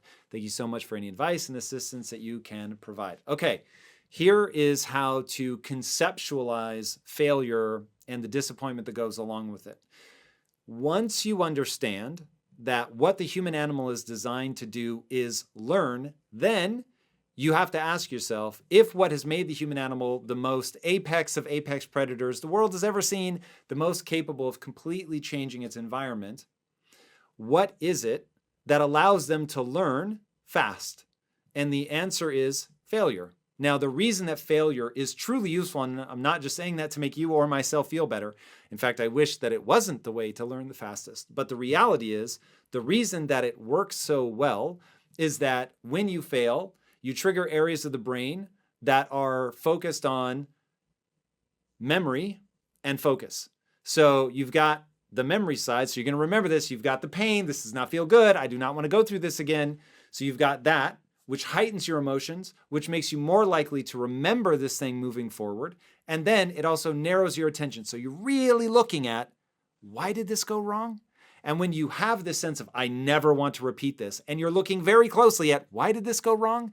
Now, all of a sudden, failures, because of what it does to your brain, and quite frankly, because you're in the mix, you're trying things, and we learn better from doing than from reading about it or hearing about it.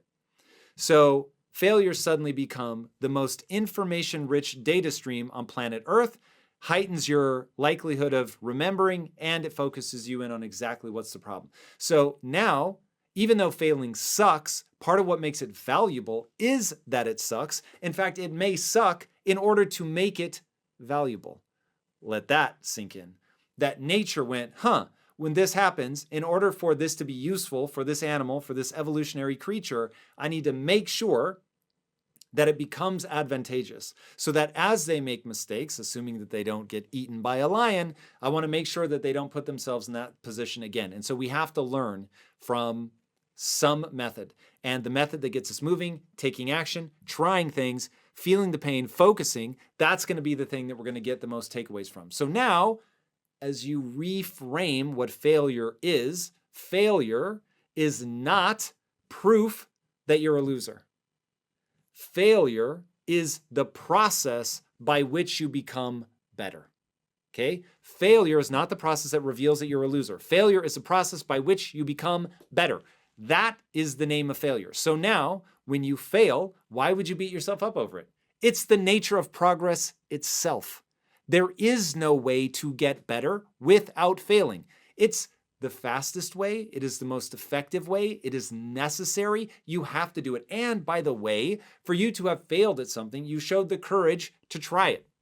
So instead of wasting time beating yourself up over the fact that something went wrong, we're going to say, that's the nature of progress. We have to try something. It's not going to work as well as we want it to, or I may fall flat on my face. I may outright embarrass myself. And if I let that break me, I will fail to learn the lesson. But if I do what nature is compelling me to do, and I focus on what went wrong, why did this happen? Because I never want to go through this again. You stack enough of those, what went wrong? I never want to go through this again. Enough of those together, and you actually get good. And translating potential into skill set is the name of the game. And you will never do that more efficiently than you will through failure and mistakes. So allowing yourself to wallow in disappointment doesn't make any sense. It's the learning process. This is what you have to do in order to get good. So there's no reason to spend a lot of time being disappointed. You brush yourself off, you pick yourself up, you dust yourself off, and you get going. That's it. That is the physics of progress. How do you restructure yourself and your goals after falling off of a designated path? Should goals be fixed or malleable depending on the journey undertaken? All right. First of all, everything in life is ultimately malleable to some extent. We are not blank slates, so you can't just infinitely change yourself. But things are pretty changeable.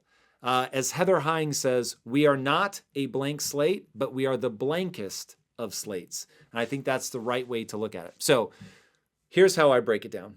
I've got my mission, my North Star, my proper goal, the thing I'm trying to do. Then I have what most people think of as goals, which are the paths. So I want to win a gold medal in the Olympics. That's a goal. Maybe I think I'm going to win a gold medal in gymnastics, but I find that I can't pull it off. I aged out and I never quite got there. And so I switch over to archery. I'm making this up, but this archery is actually an event where you can be successful deeper into your life. The goal, win a gold medal at the Olympics. The path, swimming, tennis, archery, whatever. And so I'm going to be flexible on what my path is. Now in business, man, let me tell you, I'm trying to build the next Disney. All right, rad. Now the path to get there, I wouldn't have told you 2 years ago was going to be NFTs. And now NFTs is a huge part of my strategy. So the goal of pulling people out of the matrix at scale using storytelling, that remains true. And that's why I'm building the next Disney. So that's my goal. That's my mission. That's my North Star. That's what I'm trying to do. Now, do I do that through YouTube videos? Do I do that through NFTs? Do I do it through getting a show on Netflix? What's it going to be? I don't really care, to be honest. I want to do whatever is most efficient and effective at getting me to the goal, which is to pull people out of the matrix at scale through storytelling. Okay? So you have to learn to differentiate between your mission and the path to get there. Because you could say that my goal is to, let's say, in fact, 5 years ago, I would have told you that I want to have printed comics in comic book stores and absolutely killing it. I want one of those comics to be turned into a major motion picture that ends up in theaters. And that would be one path. But now I'm like, I want to do an NFT, forget about printed comics. They're absolutely laughable. We do web comics now, but that was a whole big transition that I wouldn't have anticipated. So that was already one switch of, some would say goal, I would say path. Now NFTs has become a huge part of that. And so not focusing on the web comics in isolation, but the web comics and how they can feed into the NFTs, or even the NFTs can feed into the comics, and then how we translate that ultimately into, let's say, a series that's going to end up on streaming. Okay, so a lot of the elements, if you'd asked me 5 years ago, would have sounded very different than they sound now. So I don't think of that as, I would never want those to be fixed, where it's either I get printed comics to work or I don't. It's like you get in there, and if it doesn't make sense anymore, there was a whole host of reasons why it didn't make sense to pursue printed comics, but I didn't know until I failed at printed comics. So that's another thing to think about, because by getting in there, trying it, and seeing what the problems were, I was like, wow, why would anybody do this? This does not make sense. This is absolutely antiquated. This is the past. I want to be involved in the future. But I needed to get in there and do it. And until I did that, I wasn't going to be able to figure those things out. I couldn't think my way through that problem. I had to feel my way through that problem. So that's really the key. My North Star, my mission, that's pretty static. And I won't say that it never changes, because it was when I was at Quest, it was ending metabolic disease. I moved over to impact theory, and it became pulling people out of the matrix at scale using stories. Okay. So 2 different things. Was able to pivot that. But now once I'm in there, until I give up on my North Star, which something absolutely major would have to happen, meaning I would have to believe it is no longer worthy of pursuit. Now, if I believe it is no longer worthy of pursuit, then I will change it, or I'm not having fun pursuing it, whatever the case may be. But my paths are just questions of good sense. What's working? What's not working? What can I change to get there more efficiently, more effectively? So don't allow yourself to get bogged down in a path which should be easily discarded, but don't give up easily on a mission which should be far more firm. All right, next up. What should someone do when trying to make a career out of passion and that fails? The answer is, what do you mean fails? So we've already covered that failure is a key part of the process of progress. So I think a key insight that will help is that if you want to achieve anything significant in your life, you have to understand that it's a game of attrition. Okay, it's a game of attrition. What do I mean by that? Most people quit. It isn't that the people that end up winning never failed. It's that they didn't quit when they failed. Now, why do people quit when they fail? It isn't because they lose money. That hurts. That's going to make it harder, but that's not why they quit. Why they quit is it becomes emotionally devastating, and they're not able to recenter themselves, self-soothe, remind themselves why they started, right? That North Star, the mission. Why am I doing this? Why do I care about this? To reorient themselves around, I care about this for a reason. It is bigger than myself. This is not just about money. I'm here to add value, to help people, to elevate, whatever. Trust me, you want to attach yourself to that, because when you're doing something that only stands to benefit you, it won't have the motivating factor that helping yourself and other people is going to have. Definitely want to help yourself, but you also want to help other people. And when you have a North Star goal mission, it's what I call honorable and exciting. Okay? It's honorable in that it elevates not only yourself, but other people. It's exciting. You're just into it. Whether you should be or not is irrelevant. You are into it, and it serves humanity. Okay, when you have that goal that's exciting and honorable, now all of a sudden, when you quote unquote fail, you're just asking yourself, am I still into this? Do I still love this? Is this still my passion? Because if it is, I'm going to get back up and keep going. I'm not going to quit. I'm not going to allow myself to be another one of those people that when they fail and it hurts, that they just give up. Don't let that be you. There is a phenomenal quote from Winston Churchill, and it goes like this. Success is the ability to go from failure to failure to failure without a loss of enthusiasm. Now, when you can go from failure to failure to failure without losing your passion, you're really onto something. But that's going to be up to you, because there's not going to be anybody there to encourage you, to coach you, to push you on. You have to do it yourself. And so you've got to do the work of making sure that you're really connected on a deep emotional level to that thing that you're pursuing. Now, if you do that, then that real passion and belief will be there waiting for you when the absolute gripping sting of failure occurs. Because at that moment, you're going to ask yourself one question. We all do it. Why am I doing this? And if you don't have a compelling answer, you will quit. But if you have a compelling answer, and you really are passionate about this thing, then it's just about self-soothing and recognizing that failure is part of the game. And so we pick ourselves up, square ourselves off, and get moving again. And that is the only way to succeed.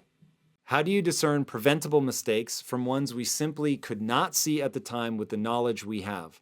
How do we truly appreciate and learn the lessons of these failures? Okay, so I wouldn't worry so much about whether a mistake was preventable or not, because that implies that you want to know when you should beat yourself up for the mistake and when you shouldn't. The only thing that you should be doing when you make a mistake is learning. Immediately go into learn mode. Assume everything is quote unquote your fault, that all of this could have been prevented if you had made a different decision, but we're not going to punch ourselves in the mouth over this. We simply want to understand, okay, what could I have done differently to get a result that I wanted? Because to me, there is an answer to, did I make the right or wrong decision? And it goes like this. If you made the right decision, it moved you closer to your goal. If you made the wrong decision, it held you neutral or moved you away from your goal. Once you understand, everything just goes through that filter. Now it's just, oh, okay, cool. So this was a wrong choice in that it held me neutral or moved me away from my goal. And if either of those two things is true, it doesn't say that I'm a bad person or I'm a loser or I'm a failure. It just says what I tried didn't work. Now, if what I tried didn't work, my next question is, what could I have done that would have worked, or at least had a higher likelihood of working? Now, to do that, you have to completely take responsibility. This did not work because I made the wrong decision, and it was the wrong decision for this reason. Now, when you can do that and say that sentence without feeling badly about yourself, because you're going to push back, you're not going to want it to be your fault, you're going to want it to be anybody else's fault. But when you do that, you failed to learn the lesson, which means you failed in vain, which means you're not going to get anything out of that other than emotional distress. You're going to have to constantly try to wall yourself off from the reality. When, on the other hand, you embrace that this really is important, I have to figure out, to get to my goal, I have to figure out what to do differently. So by owning it, you keep the control, you recognize that you can do something different, and then it's just all about figuring out what that next thing is. So don't worry about whether you should have known better or any of that, because if you fail, even if you couldn't have known better, how is that helpful? You just need to figure out, cool, what can I do next time? What can I do next time? How do I start again more intelligently? That should be the only question on your lips. Next. How do you deal with the time lost from failure, especially when you have nothing to show for that time? For example, I just got rejected from a job that would have changed my life, but now I have to spend upwards of 3 to 5 years just to get to that level of income experience somewhere else. Okay. That's not true.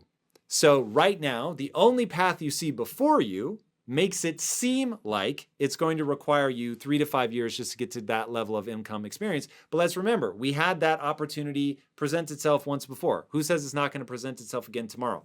Now, the fact that we didn't get that role, that's what we have to figure out. Why not? And what can we do next time to ensure that we do? There's a great quote, I forget who it's by, forgive me, but it goes, this is a paraphrase, but it goes like this. Luck is like a bus, and another bus is going to come 5 minutes later. The question is, do you have the fare to get on the bus? That shit is dope. Once you understand that luck favors the prepared, meaning that the people who are quote unquote lucky are the ones that actually had the skill set to take advantage of that luck. And that's why the awesome way to think about it is like a bus. There's going to be another one coming all the time. They're constantly coming. But if you can never get on one because you don't have the skill set to take advantage, then you're never going to be quote unquote lucky, even though all of those opportunities have presented themselves. So this is really a question of skill set. Now, I promise you, if you gave me 3 to 5 years and pointed me at whatever it is that you're trying to do, I would, by leaps and bounds, I'm going to try to get there in 6 months. So if we really think it's going to take 5 years, I'm going to try to get that good at that thing in 6 months. And I will just tell you, I have a history of being able to pull that off. Now, why? Am I better? Am I smarter? No, I am definitely not. Remember, I'm the guy whose mother quietly assumed I was going to fail. My best friend said, I just assumed you were going to marshmallow your way through life. My now father-in-law, when I asked for his blessing to marry his daughter, he said no. These were not people that misidentified me. They had accurately identified me. But what they didn't factor in is that I could change. And so I just set about turning my potential into actual skill set. So instead of being somebody with a lot of potential, like we all are, I became a person with a lot of skill set. And that skill set I have leveraged to do extraordinary things with my life. But it was a lot of fucking hard work around, one, making massive demands of myself, so not allowing myself to say, oh my God, this is going to take 3 to 5 years. Fuck that. It might take the average person who's not willing to do what I'm willing to do 3 to 5 years. I'm going to spend way more time. And I'm going to be constantly owning everything in my life so that I can get better. I can try different things, new things. I'm going to stare nakedly at my inadequacies and figure out, why did I get rejected? I will ask, hey guys, out of curiosity, and trust me, I have thick skin. It would really be powerful to me and my career if you could tell me what made you choose somebody else. What was it about me? And I can take anything. If I don't seem educated enough, knowledgeable enough, I don't speak fast enough, I'm not funny enough, whatever. I just want to know the truth. You hated my shoes. I just want to know the truth. And you'll be surprised. People will actually give you an answer. It may not be the full, totally unfiltered answer, but they'll usually give you some pretty useful information if you make it clear that that's what you want. You don't want them to pull punches, and that this is really something designed to help you get better. And that's the key. And if you can make them see that, boom, you're off to the races. But in all of this, you've got to really want it. You got to really want it. And you have to be willing to fail over and over and over, because success is going from failure to failure to failure without a loss of enthusiasm. And there it is. That's how we do it. That's how we avoid wallowing in disappointment. That's how we put ourselves back together and get going and learn at a supercharged rate. Failure is your greatest teacher. But you have to be willing to admit you've made a mistake. And that's it. If you can do that, oh my God, the universe will open up to you. Never retreat. Never explain. Get it done and let them howl.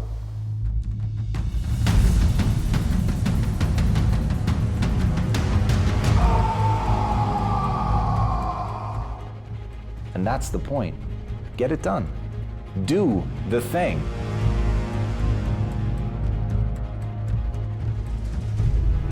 The accomplishment is what you're after. The performance is your opportunity.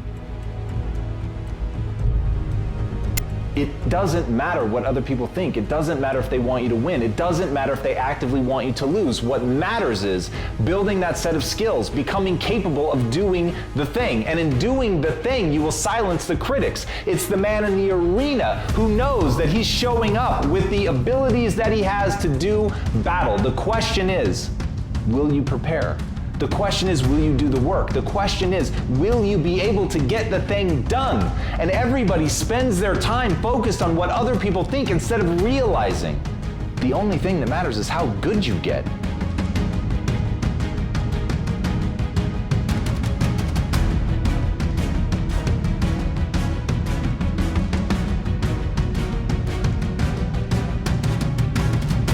Right now, I want everybody listening to this. The only thing that matters is how good you get. That's the point. That's the purpose of all of this. Don't fucking worry about what people think.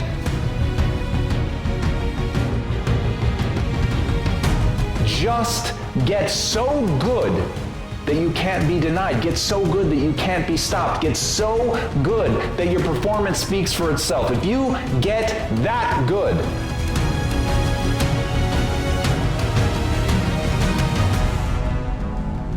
my friends, you and you alone control your life.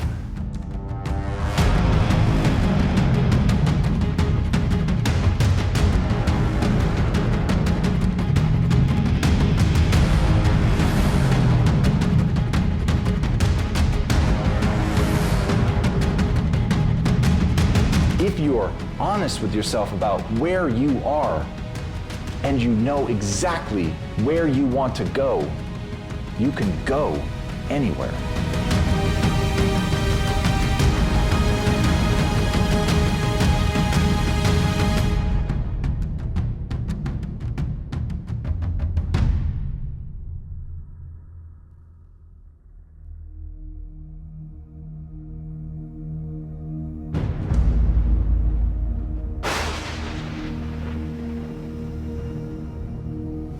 As Jim Rohn said, without a sense of urgency, desire loses its value.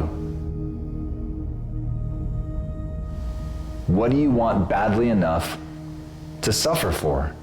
What price are you willing to pay to become the person that you want to become? When you do that, when you have the skills, no one and nothing can stop you.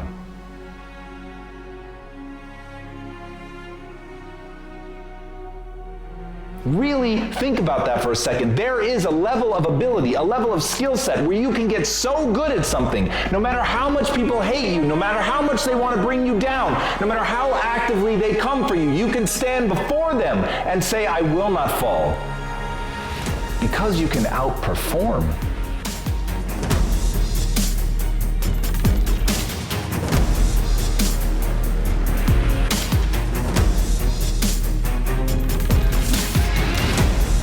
It's not about convincing, it's not about politicking, it's about getting better. And when you understand that that is what the human animal is capable of, when you understand that that's what you're capable of, everything in your life changes. It just becomes a simple choice.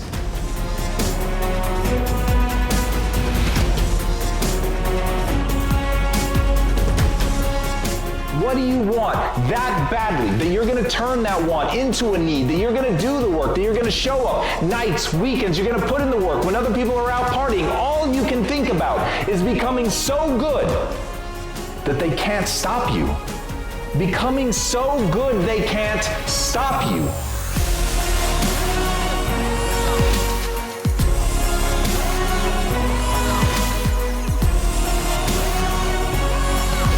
That's the greatest joy you're ever going to experience in life, is being truly and uniquely yourself.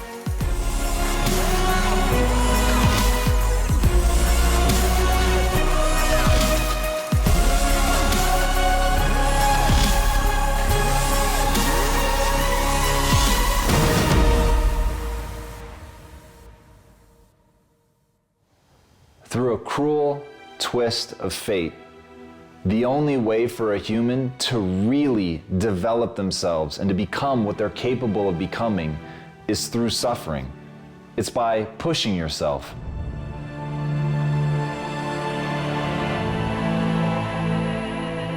And as Ralph Waldo Emerson said, unless you try something beyond what you've already mastered, you will never grow.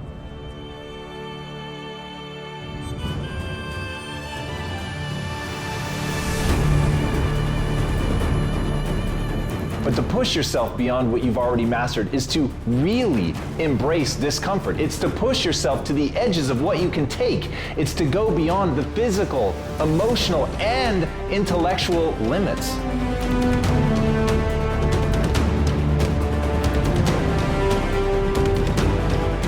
It's about redefining who you are. It's about redefining what you can stand. It's about redefining your breaking point and literally becoming capable of more. But that process, through that twist of fate, requires us to put ourselves in tremendous stress and pressure. But if you can do that, if you can find a way to step to that edge, to look over the abyss and to push yourself farther into the unknown, into a realm of danger, if you can do that,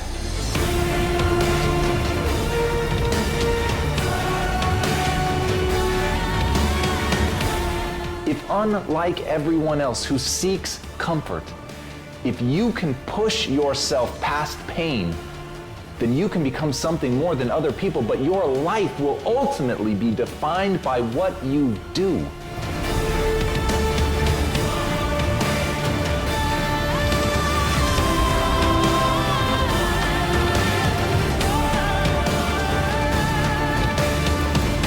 Not by what you think, not by what you want, what you actually do.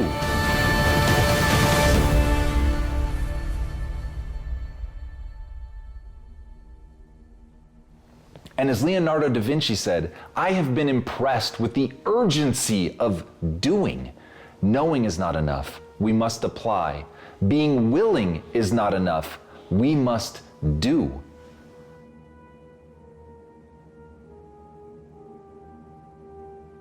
And that's got to be the guiding light of your life. If you want to find out what you can do, if you want to impact people, if you want to help, if you want to touch lives, all the proclamations that people make, if you actually want to do that and not just be talking, you've got to push yourself. You've got to make demands. You've got to hold yourself to a standard that other people think is crazy. You've got to become stronger. You've got to become more capable.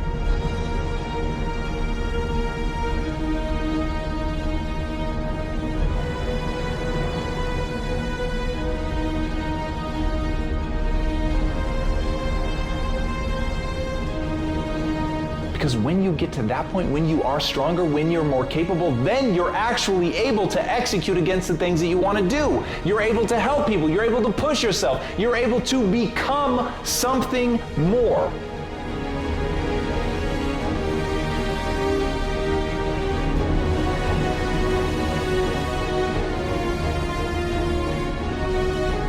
But that process of becoming is an active process, and it is an active process of discomfort, pain, pushing, suffering, and growth. It's beauty, it's wonderment, it's hurt, it's anguish, it's all of it rolled together. But at the end of the day, it's your control, it's your willingness, it's your why, it's knowing why you're pushing yourself that's going to determine whether or not you push beyond what other people think is possible.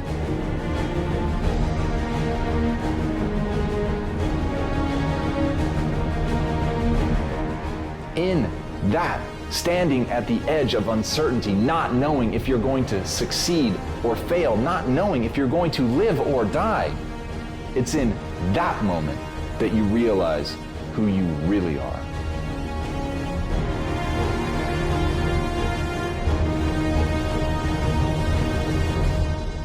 We've all had days that go wrong, where despite your best efforts, everything crumbles. And as you near the end of that day, you realize that this was a lost day. Nothing came together. You weren't able to do what you told yourself you were going to do at the beginning of the day. But as Eleanor Roosevelt said, with a new day comes new strength and new thoughts.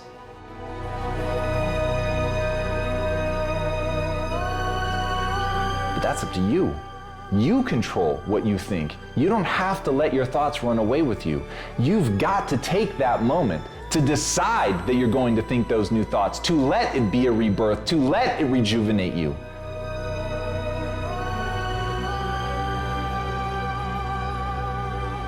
And you can't live in the past. You can't let the noise of what didn't work, you can't let the noise of the ways that you failed and the things that went wrong, you can't let that noise drown out the signal of your life. You can't let it become the only thing that you hear. You can't let it begin to shape the actual structures of your mind, to overly focus on the things that went wrong. And so you have to make that choice every day to decide that today is a new day, to decide that you're going to have new thoughts, to decide that you're going to see potential in this new day.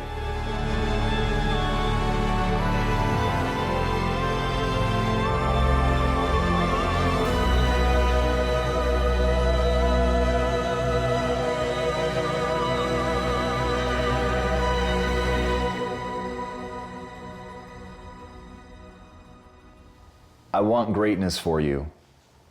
And I'm willing to bet that everyone in your life that loves you wants the same thing. They want to see you make your dreams come true.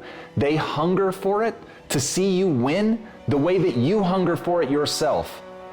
But what they know that you may not yet be willing to accept is that, as Rabindranath Tagore said, you can't cross the sea merely by standing and staring at the water.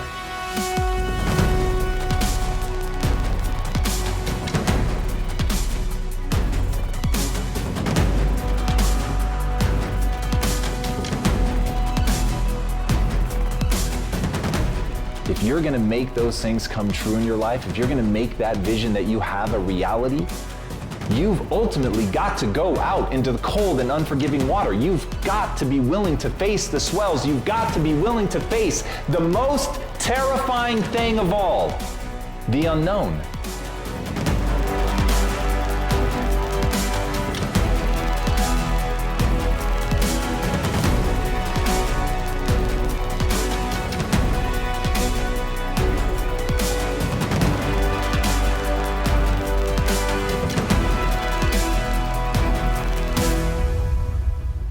It isn't that the sea is dangerous that scares people. It's that you can't see what's beneath the surface. And that is going to be the challenge that you're going to have to face. That is going to have to be the fear that you stare directly into the eye. Is the truth is you don't know what you're capable of. The truth is you don't know if you're going to succeed.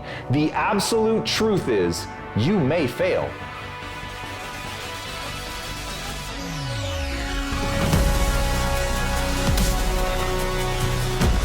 You may get swallowed by the darkness, but at the end of the day, that's going to be your choice, because whether or not you fail does not mean you have to be consumed by that failure. You can get back up and keep going, but that is a choice you have to make. That's the fortitude you have to develop within, and it is a development process. It is something that you do.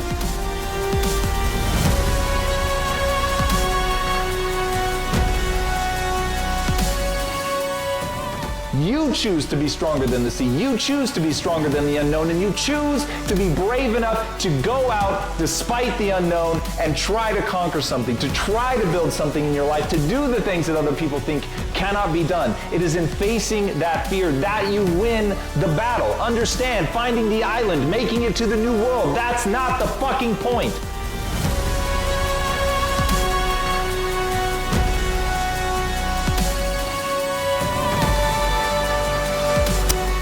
The point is setting out. The point is being willing to get in a dinghy and to go off into the sea. The point is being willing to face the challenge. If you can do that, regardless of what comes, you've already won, because you've proven something to yourself that you're willing to try.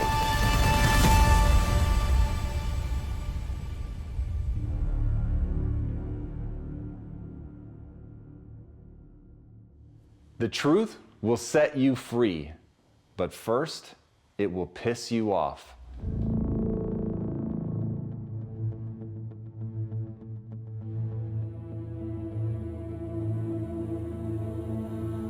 The reality is, if you want to achieve something great in your life, you've got to be willing to accept who you really are right now. You've got to know exactly what you're good at and what you're not. And the reason that the truth is going to piss you off is it's going to hurt.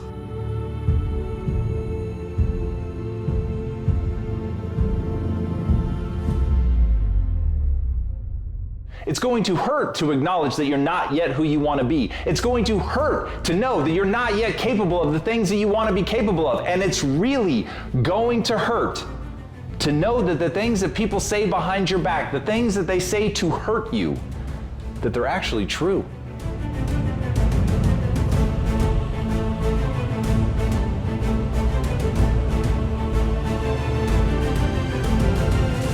That they're right.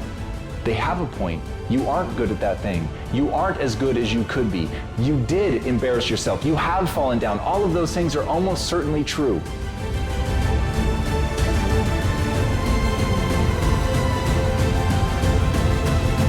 But when you can look at those things, when you can stare nakedly at your inadequacies, when you can really stop and not protect yourself with ego, but protect yourself by knowing that you're going to learn from where you failed. You're going to learn from the places you've fallen down. You're going to learn your inadequacies so that you can build something new. And as Michio Kaku says, all great ideas come from a picture. You've got to know what you want. You've got to know what that thing is that you're building towards. You've got to know exactly who you're trying to become. And once you have that crystal clear vision of who you want to be, it is far easier to acknowledge who you really are.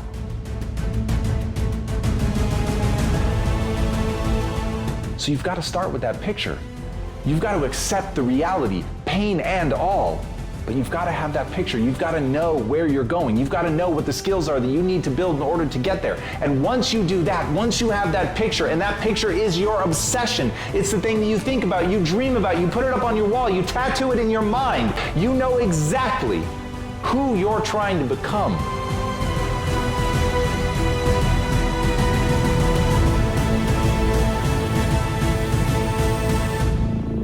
If you're honest with yourself about where you are, and you know exactly where you want to go, you can go anywhere.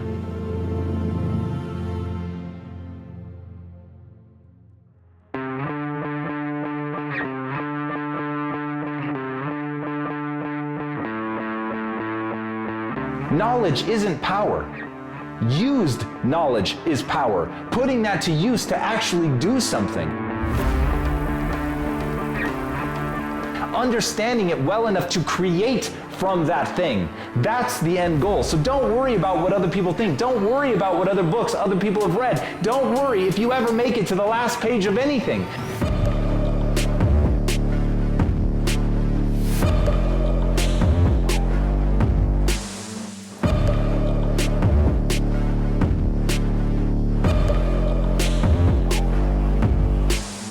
Simply ask yourself, do I understand what I need to understand to build the life I want to build, to bring to this world the things that I want to bring?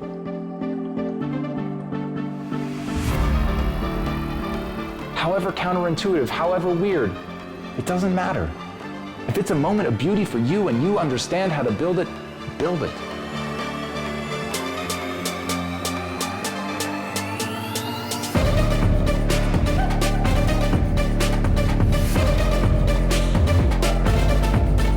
That's the greatest joy you're ever going to experience in life, is being truly and uniquely yourself. But first, you have to do the work to understand who you really are. Do that work.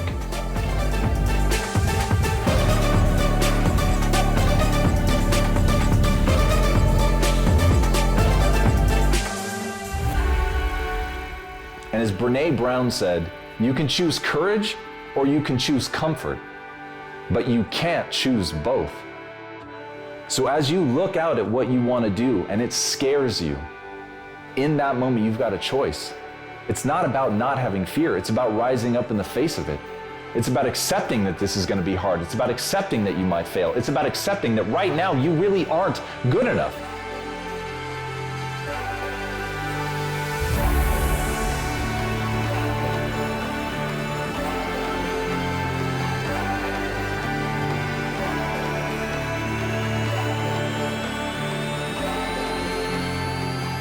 You're not good enough to do what you want to do, but you can become good enough. And if you make that choice, if you step out into the unknown, if you wade into the water, if you go with everything you've got, regardless of whether or not you could fail, if you do that,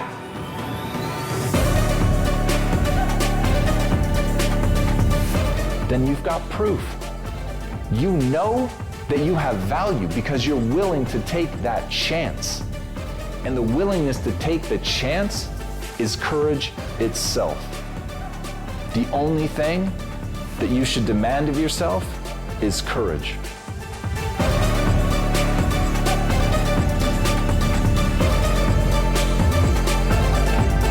If you don't stop, you can't be beaten. If you're not going in the right direction in your life and you want an action plan that you can use, going to change everything in your life, it goes like this. When you want success that badly, you will find a way. That's what I always tell people. Success is a game of problem solving.